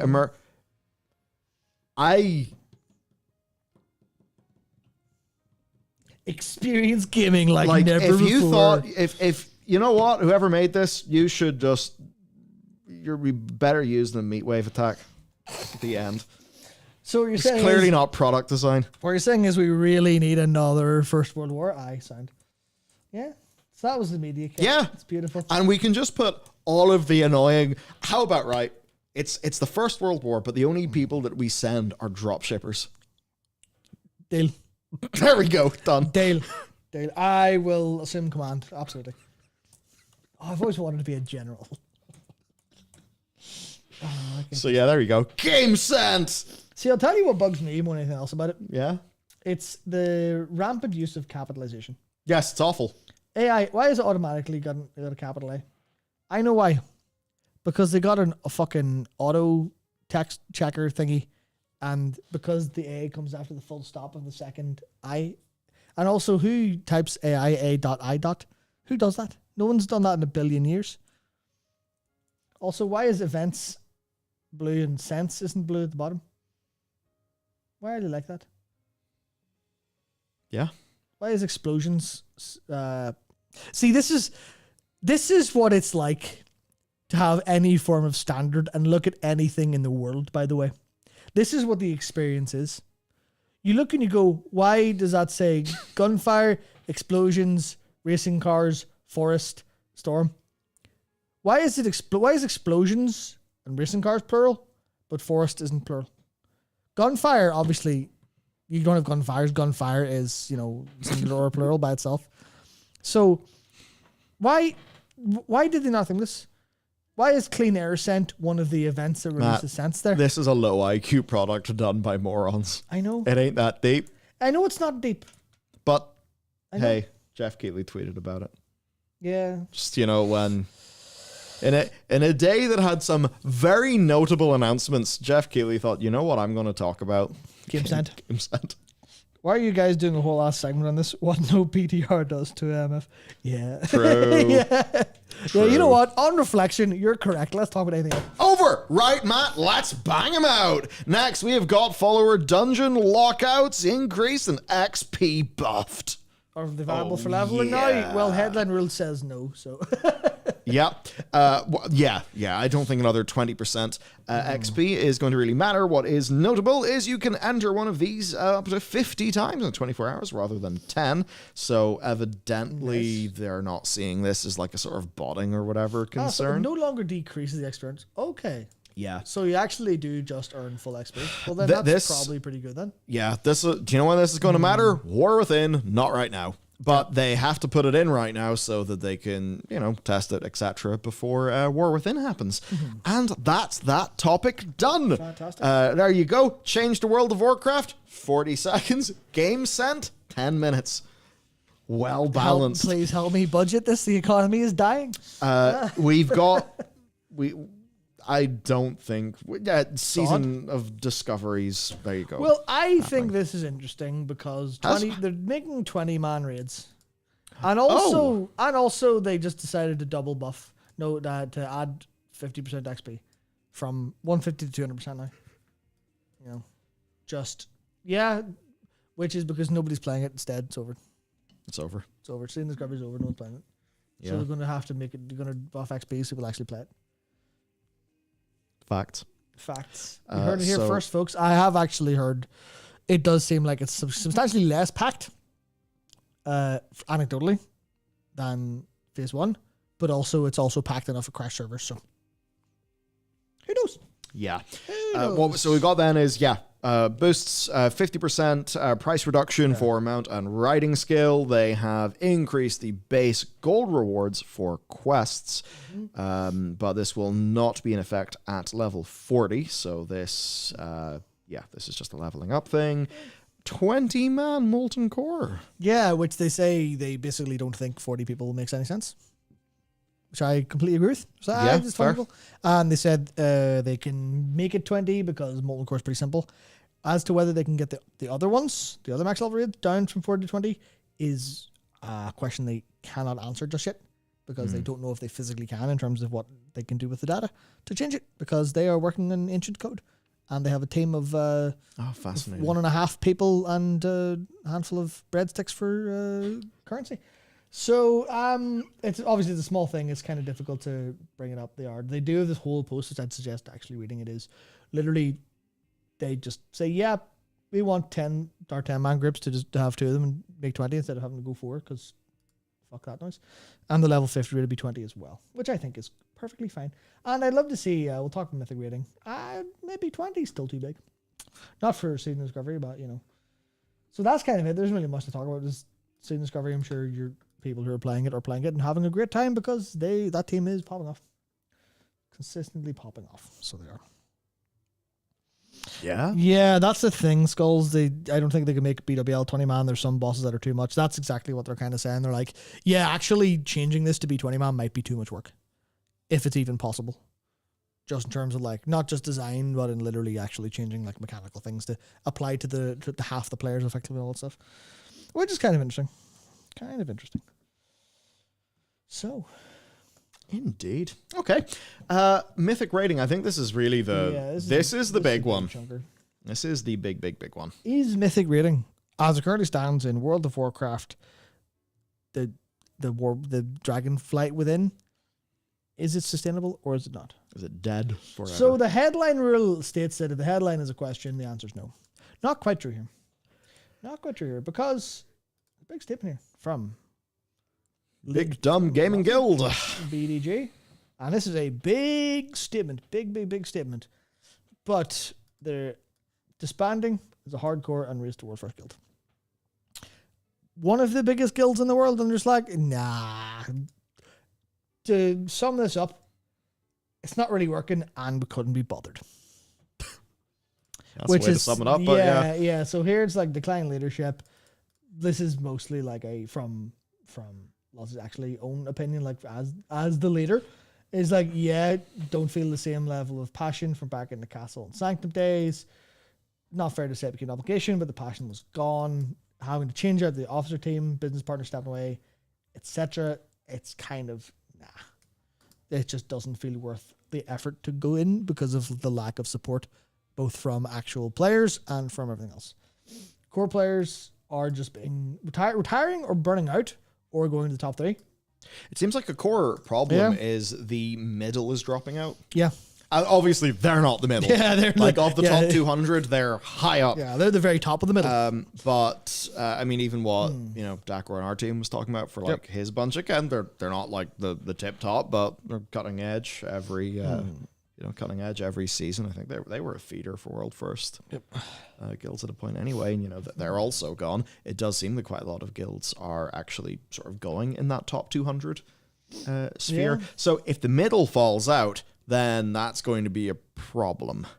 Because then there's no feeder guilds to feed to the top. Yep. There's no top then, with no middle, the top collapses. Yep.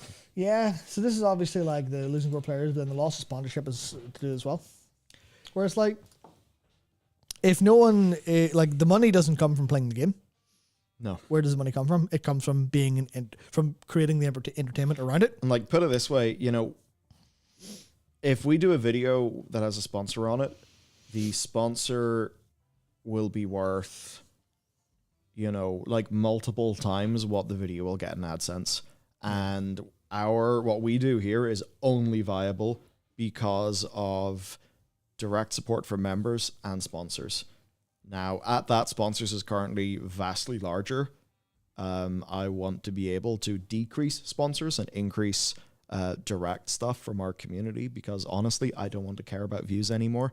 And AdSense and sponsors are all about views directly with your community, though. That is the people who actually enjoy what you're making. I would far rather be that. Like as an example, most recent, video we released in the Warcraft channel, like on the YouTube dashboard, 10 out of 10. You go into the comments, loads of people are like, that was really great. I loved it. It's that kind of lore that we enjoy. I'd far rather be, doing that for less people and us all enjoying it more. Yeah. So it's going to be like that for them where like the costs of actually running, especially when you're sort of like Big Dumb, where they're big enough to be able to do sponsors and, to sort of do more sort of org stuff. But, there's them. I mean, Pieces went a while ago. Midwinter went a while ago. Like, of that kind of, those guilds that would be in the top 10, but not the top 3 as much, like, they've been dropping off.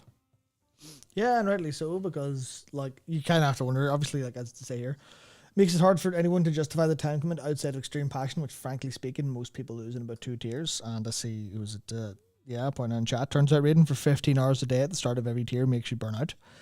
It's not even raiding that much; it's also all the prep involved as well, because it's a different story from it's a different story to you look at like the higher end of like FF14 Savage Raiders, and a lot of them they'll block book a couple weeks off work.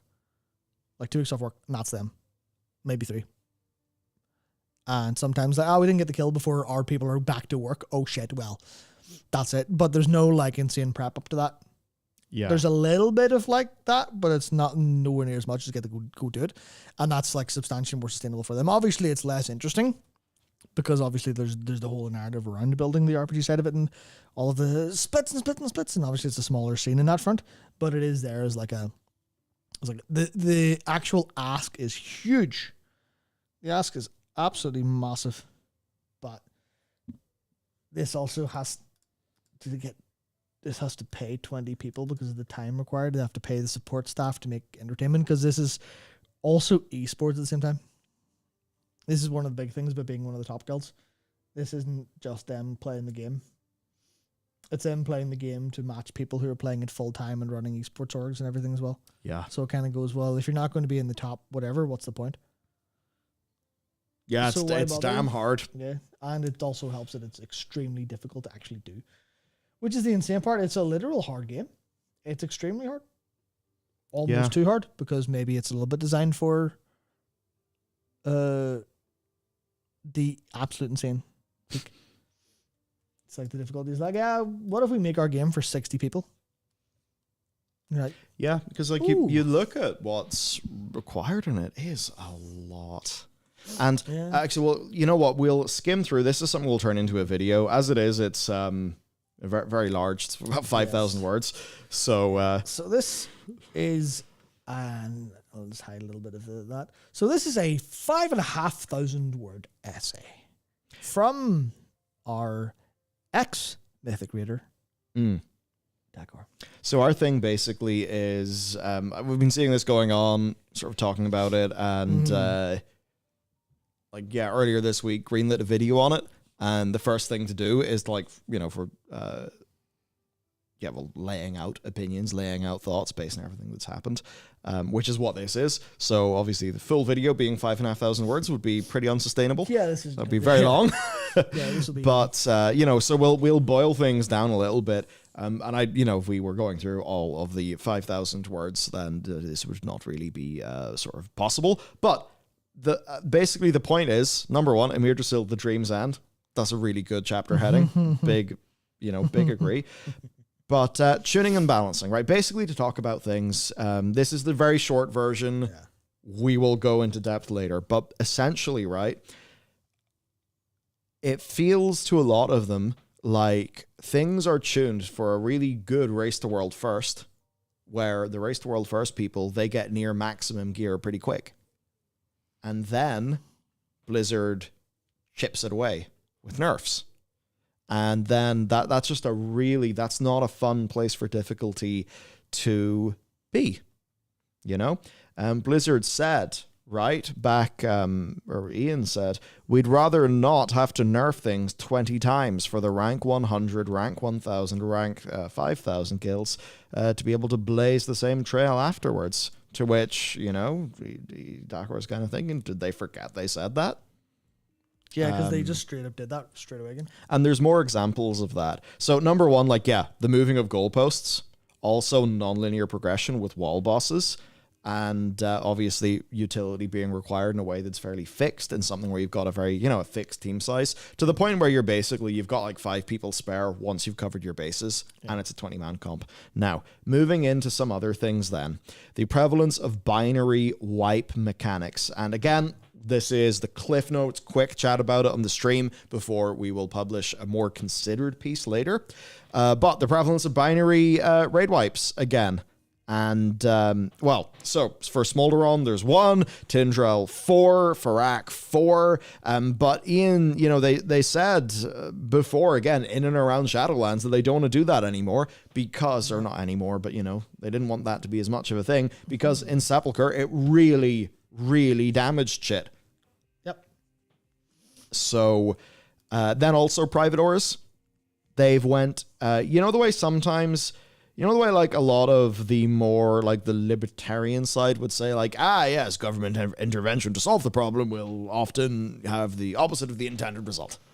That's kind of happened, actually, with Private Auras. Where it still means the people with weak aura squads are disproportionately strong, and the rest are still kind of waiting up behind. Just Private Auras don't seem to have worked for a variety... of reasons. Raider.io did a big article on this topic as well. I mean, just the start. Most guilds below the Race to World first level must wait for weak auras packages to be released and struggle through Lua code to get some of them working in the first place, despite in-depth just what a situation.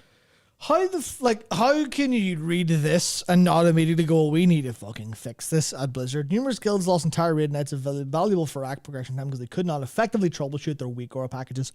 Bro, what? Dude, I would nope out so fast. I would some Tom and Jerry Looney Tunes ass shit. Yeah. Where it's like, I've already run out the door and my after image is there and there's like a trail of fire where my feet were. That would be how fast I would nope out. If it was, sorry, you can't play your troubleshooting weak auras instead, I'd be like, no, I'm not doing this. Like, even just Go away.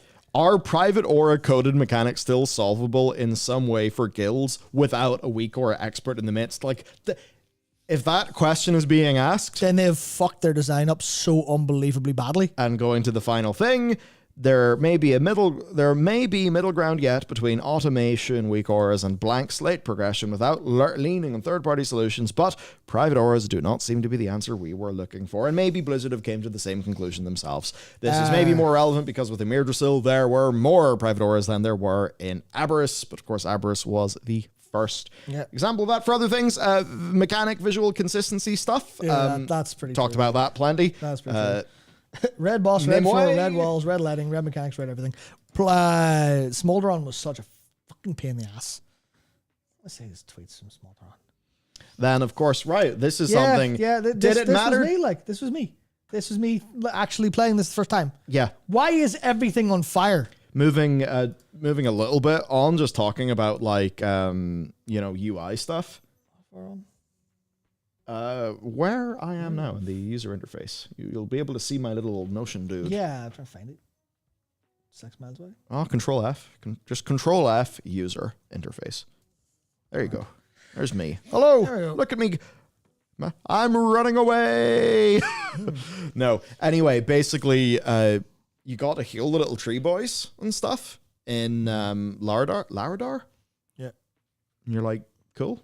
Why is that not easy to do? Yeah, why do you not have little frames pop up? Yeah, because me and all the other healers, like, we're doing that based on our unit frames, like mouse over macros or click casting or whatever the hell you're using. So it's really, really annoying when you have to deal with healing the trains, even though I actually love those mechanics. Yeah, it's just you would want them to show up as like party members or something, or something along those lines. Yeah, just add them in a flipping frame so I can click on it. Yeah. Then talking about chase items, legendaries, the impacts that those end up having. Oh yeah, where just demoralization, guns shot to the head every time you roll. Mm-hmm. And then the downsides of the 20-player requirement. Yeah, this is where I think most of the problem will ultimately lie. 20 players is a fucking lot of players. Yeah. Like, it's not just... FF is 8. Yeah. So, put it this way. Getting 20 people is not twice as hard as getting 10 people. I don't know how this works, but it seems like with groups... Yeah, it's not linear, obviously. With group size scaling, it is maybe not exponential, but it's definitely not linear scaling the difficulty to organize people. I mean, in the industry, don't they talk about one producer to 6 or 7 direct reports? Yeah. Yeah, so... Hang on. Is that 8 people? think of, like just even think about team sizes at work. And it's thinking not base 4, not base 5. for Team sizes. for loads of people, right? It's basically somebody's like extra job to run a mythic guild, to run a mythic team. And that's even in this case, Dakor's Ray Leader, like that was part of it. It was just straight up, I've been doing this for 8 years. I'm tired, boss. I can't do it anymore. Yeah. That's not good. That's not healthy. If this was 8 people, if it was 10 people, far more healthy. But what about the way that class utility is being handled? Yeah. How's that going to interface? Because if you do Mythic 10, you're not going to tick those boxes because in terms of group comp, currently, if you scroll down you can't bring any... a little bit, that is one of the typical baseline raid comps. Yep. Just so that you've got every unique raid buff and ability. Which... Well, except for the 2 Yogs there. Yeah. And now there's only 5 there's 5 slots left. Okay. Now that is not... Think about it, that's not sustainable. And if you want to do 10 so that you got sustainability, now people are juggling the relative strengths of all of these different things. And then that is going to make 10 feel even more fixed and prescriptive. Yeah, Donuts is saying 10-man rating is what got us class homogenization. For good reason. Because that was how 10-man rating was going to be balanced. Yeah. Because if you do this, you can't balance it. Yeah. So maybe how does that... Well, I mean, they should be able to, but they can't. They can't, yes. Yeah, that's the problem. It's like, you just do it for it. You can't really say that. And FF gets with it because it has the party buff. Like everyone has a fixed comp, but it's within categories. Where instead of that was assassination, instead, like, there's the melee group. Imagine if that was, well, obviously that's 2 leather, plate, and a mail. Imagine if it was like, well, you can bring a plate or a mail, or you can bring a leather. And then, like, say you give all the leather melee classes some buff, and you give the plate and mail melee class another buff. And you go, that'll be a little bit closer to how FF works, because FF does it with like, right, well, you're going to bring your magic DPS, your physical DPS, you're going to bring your melee, you're going to bring your 2 different types of tanks, and you're going to want to bring your shield healer and your pure healer. So it is kind of fixed there, but it goes, well, you've got 2 choices for pure healer, you've got 2 choices for shield healer, multiple choices for DPS, multiple choices for range DPS and physical DPS. You've got multiple choices for that. And obviously, yeah, FF is suffering from it with the 2-minute CD design, but that's different from... Well, it's not that different. If you cut class buffs like Mug and stuff like that, you'd get away with the 2-minute problem.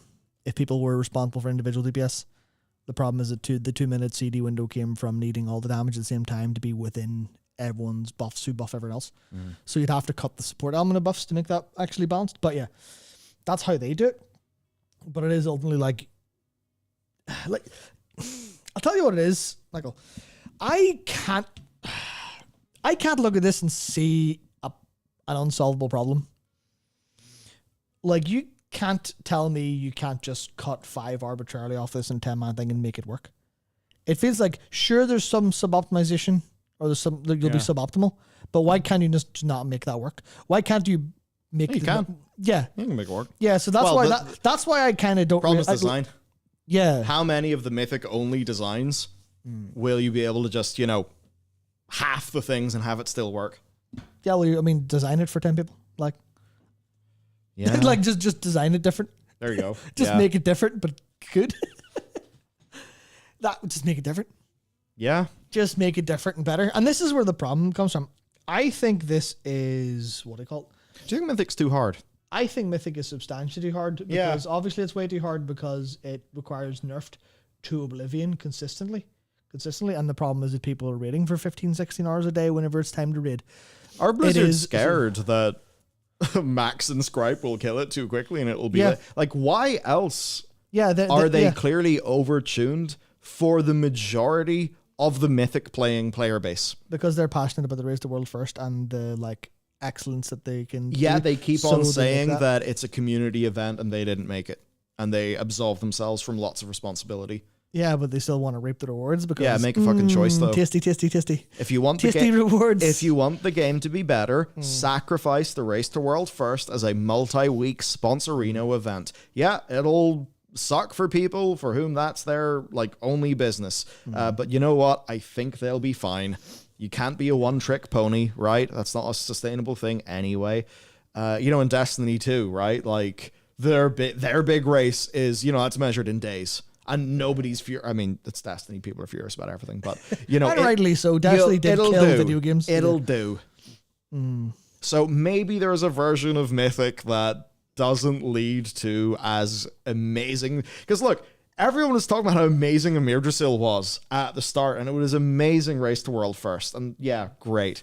And a lot of the people who said that at that time were thought leaders within the community. Well, why now are we seeing lots of criticism be leveled at the tier? Because there's a difference between the fucking spectator sport that everyone's enjoying and then the game bit that people play. Yeah, it's almost like now this doesn't really line up, but it's almost as if rules are being changed in games for like the top end and not actually thinking about like how normal people play. It's like, I'm trying to think of an example, but I'm not really a huge sports guy, so it doesn't come easy. But imagine things like basketball, where it's like, well, what's like a 3-pointer? Well, we had to nerf those because people at the top end were getting way too good at full court shots because literally just skill got good. And over the course of America, people have started being 7 foot tall now, so they're just like, I just wee, there we go. There's a 3-pointer. So like they just nerf that, and then everyone else who plays the game at like a normal level goes, I'm not taking your fucking rule update, dumbass. I'm gonna play the basketball I like. So I think that's like that's kind of the thing where they're making it for these people and then trying to slim it down and shove it into the box that is other players. That does happen in sports. Yeah, well, it shouldn't. Actually, if you've got an example, that would be nice. I can't remember ever playing a sport and then someone changing the rule because it didn't make sense for, like a normal player. But I feel like the actual solution is definitely just going, what if we drastically rethink this and stop making this for the Race to World First? And now it's kind of the problem. Bottom up, it should be an emergent community thing, not something that, Blizzard's handling like that, in my opinion. I think that's where the issue comes, because I feel like the raid team probably really love doing that. And this is the awkward part, where it's like, I don't want to say developers don't do what you want to do, because then, well, shit. Well, that's your job is supposed to be passionate, it's supposed to do things you like, because then you'll put the best work into it. But it is a little bit, what it called? It feels a little bit shit that so much of the community is suffering for, I guess, this like high end bit. And that's clearly what happened, right? That's clearly what is happening. Because there's no way, because Mythic is not being designed for the average player here. No, well, then the average Mythic player, I should say. Because I don't know if I would not commit to this, but I actually kind of wouldn't mind Mythic raiding if it were 10 man. Oh, 100%. I agree. There's no chance in hell would I do. I prefer 10. Yeah. It's annoying. Like, what would be ideal? Because we're in this weird position now. Mythic is too hard and inaccessible because of team size and organizational stuff and outside of raid night work requirement. Yeah. But Heroic's too easy. Yeah, Heroic is too easy for me now. It has kind of killed a little bit of like our guild's playing, that we just walk into Heroic, and even if we don't kill it right away, if we just try, like obviously after a couple of weeks we'll generally kill it, but a lot of the times we kill it just before or just after they go, and it's arbitrary time period, we'll just chop it in half to make it easier, and you're like, okay, cool. Yeah. Okay, cool. That's fine. So, is 10 man the solution? That has been a topic of discussion for quite a while now, apparently. I think so. Do it and try. I think do it and try. Now, this is the part where it's going to require a substantial amount of bravery. And, no, I've got the framing. I can convince him to do it. Mythic plus, Michael. The proliferation of Mythic Plus was the democratization of high-end World of Warcraft for the average player. And there's now the leading gameplay mode, and in fact, I would argue, in terms of combat time, the leading way World of Warcraft is played among its player base. 100%. Absolutely. So, if the democratization of difficult World of Warcraft combat gameplay was achieved through opening World of Warcraft combat gameplay in its difficult form, and some might say its most difficult form, to a small group of player base, a small accessible group of players, such as 5. You could imagine you and yourself and 4 friends could very easily find time in the evening to play some World of Warcraft. Now, imagine this democratization were to occur to Mythic rating, which has long been the cornerstone of World of Warcraft. In fact, some of the most unique elements of World of Warcraft, both in terms of what people have enjoyed to watch and enjoyed to play, the height of adventure that World of Warcraft offers is in those Mythic raids, where you face off against incredible enemies the narrative setup, such as the Jailer. Had some levity or I'd explode. So, what if that democratization was applied to raiding? Not to the same degree, because you cannot have an epic battle with 5 people, even though anyone who's played a JRPG will tell you otherwise. Parties of 4 are the best. Base 4, everything. 4 works. 5, no, 4, perfect. I no elaboration. This is just true. It always works better. Unless you're playing Final Fantasy 10, then 3 is pretty good too. But yeah, 4, 5, 10, 10. That's So what you want is what you're advocating for 4-man rating. I'm advocating for 4-man Mythic Plus and 8-man rating. That's what I'm advocating for. No, I think 5 and 10's fine. I actually, you also can't have an epic battle with 10 people by that arbitrary logic. No, by my arbitrary logic, 10 is enough. What are you on about? Okay, good. Yeah. Yeah. Sometimes talking to chat actually makes me feel like a schizo. But no, I genuinely think 10, like, my point was that you could easily argue for 10 as a leap from what happened in Mythic Plus. Do it. It'll be better. 10 is more fun. Your design is more clear. The prevalence of everyone screaming about one-shot wipe mechanics, literally more manageable in 10 player than it will be in 20. Just do it. Do it, cowards, now. There. Yeah. There. I've been mean. I've been fired up. That's how you. That's not. I think 10 would be good. I also have another thing to say, which is kind of fun. The 10-man would also, and this is going to be weird because it doesn't actually work because you also have Battlegrounds and LFR and, open world. But imagine if whenever you were making your raids, your technical people only had to account for 10 players in a raid. And you didn't have to go, well, what if 20 players were shooting off spell effects in this epic final boss? What if 30, sorry? You have to kill flex. You have to cut flex rating down to 10 or 15 as well. Shit. Move. Fuck. This is falling apart a little bit. Your idea is dead. My idea. No, I can make it live. Mythic only sparkles. Yeah, you can add Mythic mythic 10 only sparkles, not Mythic 20. 20. They don't get spell effects. You can add mythic only sparkles. Your guild is raiding with 14 regularly. Who will you bench constantly? The 4 shit people. Get with the times, Netstalker. Realistically, for mythic, it would actually be like where it wouldn't be the same team. It would be who from this wants to do it. It wouldn't be everyone.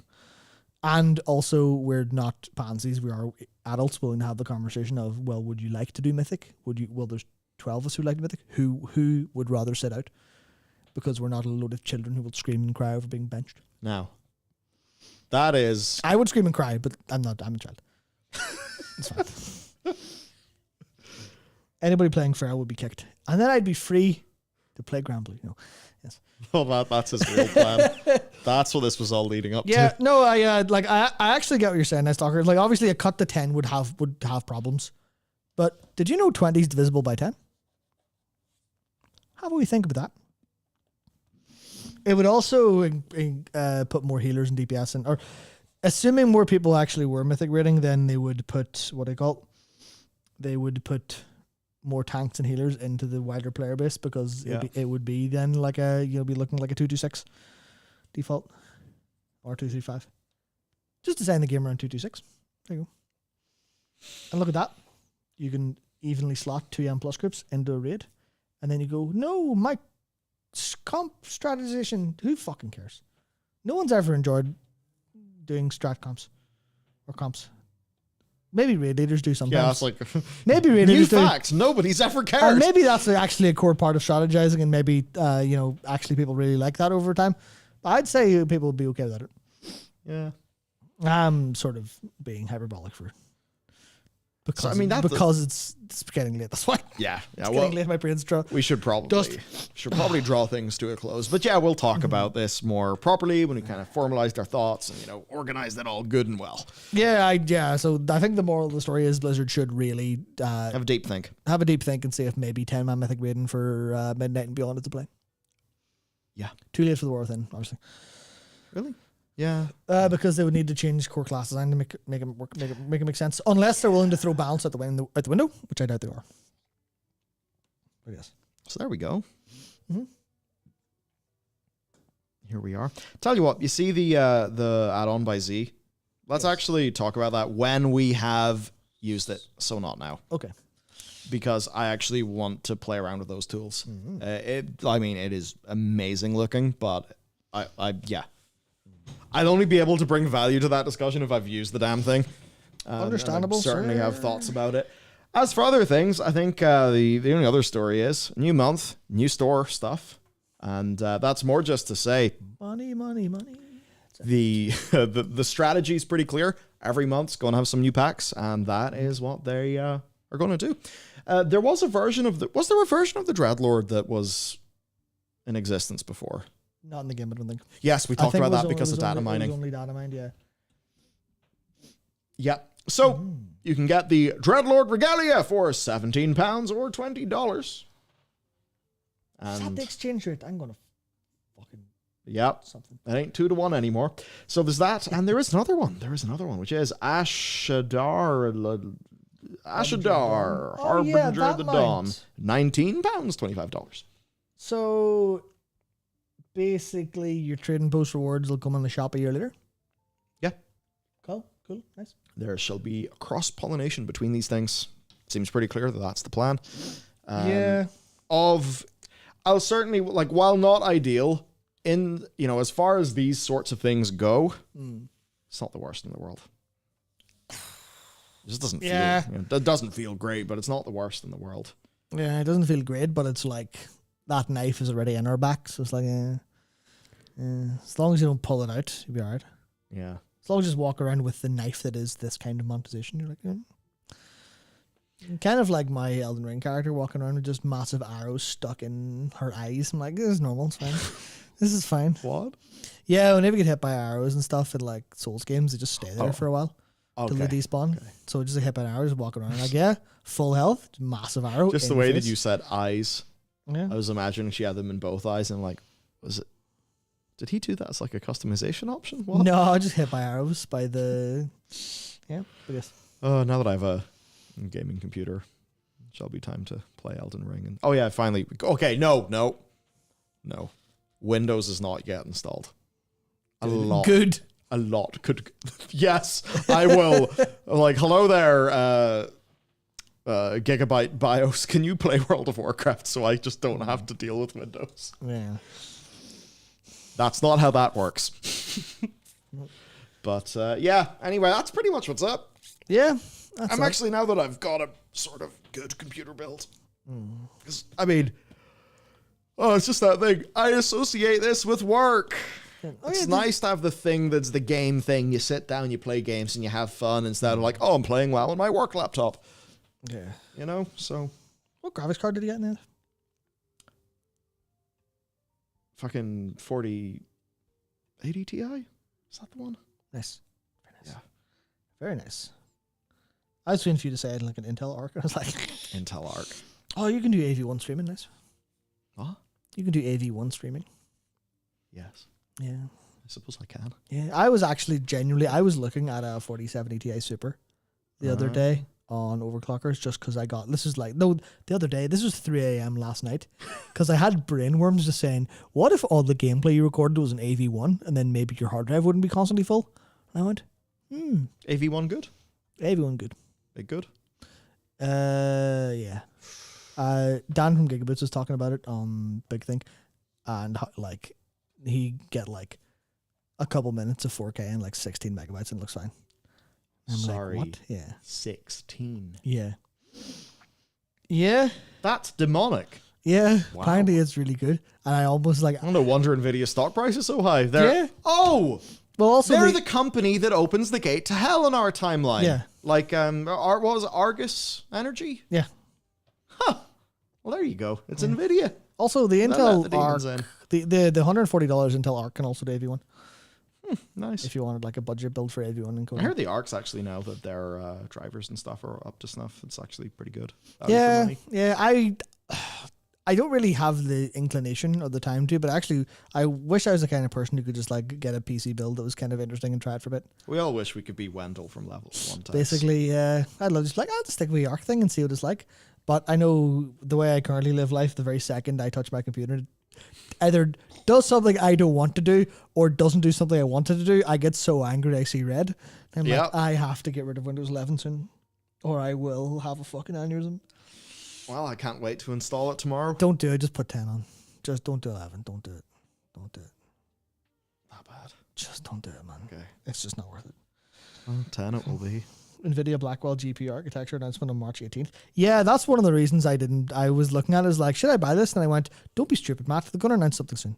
Oh, yeah, but And then I'll get a wee... it'll be the 5090 and it will cost £3,000. Yeah, but then stupid people will put their 4090s on eBay for half price. No, they won't. They'll put them in crypto mining rigs again. Fuck. No, not crypto. Oh, Not crypto. do something. I don't even know what GPU crypto mining's like these days, but no, it'll be AI. Just love it. Like 4090 graphics card, so powerful it can't go to China. fantastic. They have export limitations, so there's now a China export model of the 4090 to get around the regulations. Unbelievable. You're like, wow. But anyway, right, that is the crack. Let us wrap up the stream. Let us depart. WoW content will be back and bussin'. I know that this was a pretty reduced output month for us. Certainly wasn't the news channel because, dear Lord, a lot of news happened. But the industry's falling apart. 7,800 layoffs so far. Let me bring a statistic up for you very briefly. This won't be too far of a detour. Estimated total in 2022, 8,500. Estimated total in 2023, 10,500. Estimated total in 2024, it's the 1st of March, by the way, 7,800. yeah, also like how the person doing that is using Obsidian. Yeah, Obsidian is 10 out of 10. yeah. This is cool, by the way. Where is the World of Warcraft? Spot on, boys. Spot on. So anyway. That's it for us. We'll be back. I've got a big list of WoW content. I'll work through that, and I'll probably update you on where my list of WoW content is next week on the show. But till then, have a good evening, have a great weekend, and yeah, we will see you back here next week, after a week that will have plenty of WoW content. If you keep saying it, it will come true. I'll manifest it. It's the hot thing these days. No. Manifesting's old hat. It's shifting now. Shifting Shifting now. Which, for people in this That's- country, yeah, means something very, very different. Yeah, that's pretty, well, on that bombshell, I hope you all get the shift, and we'll see you next time.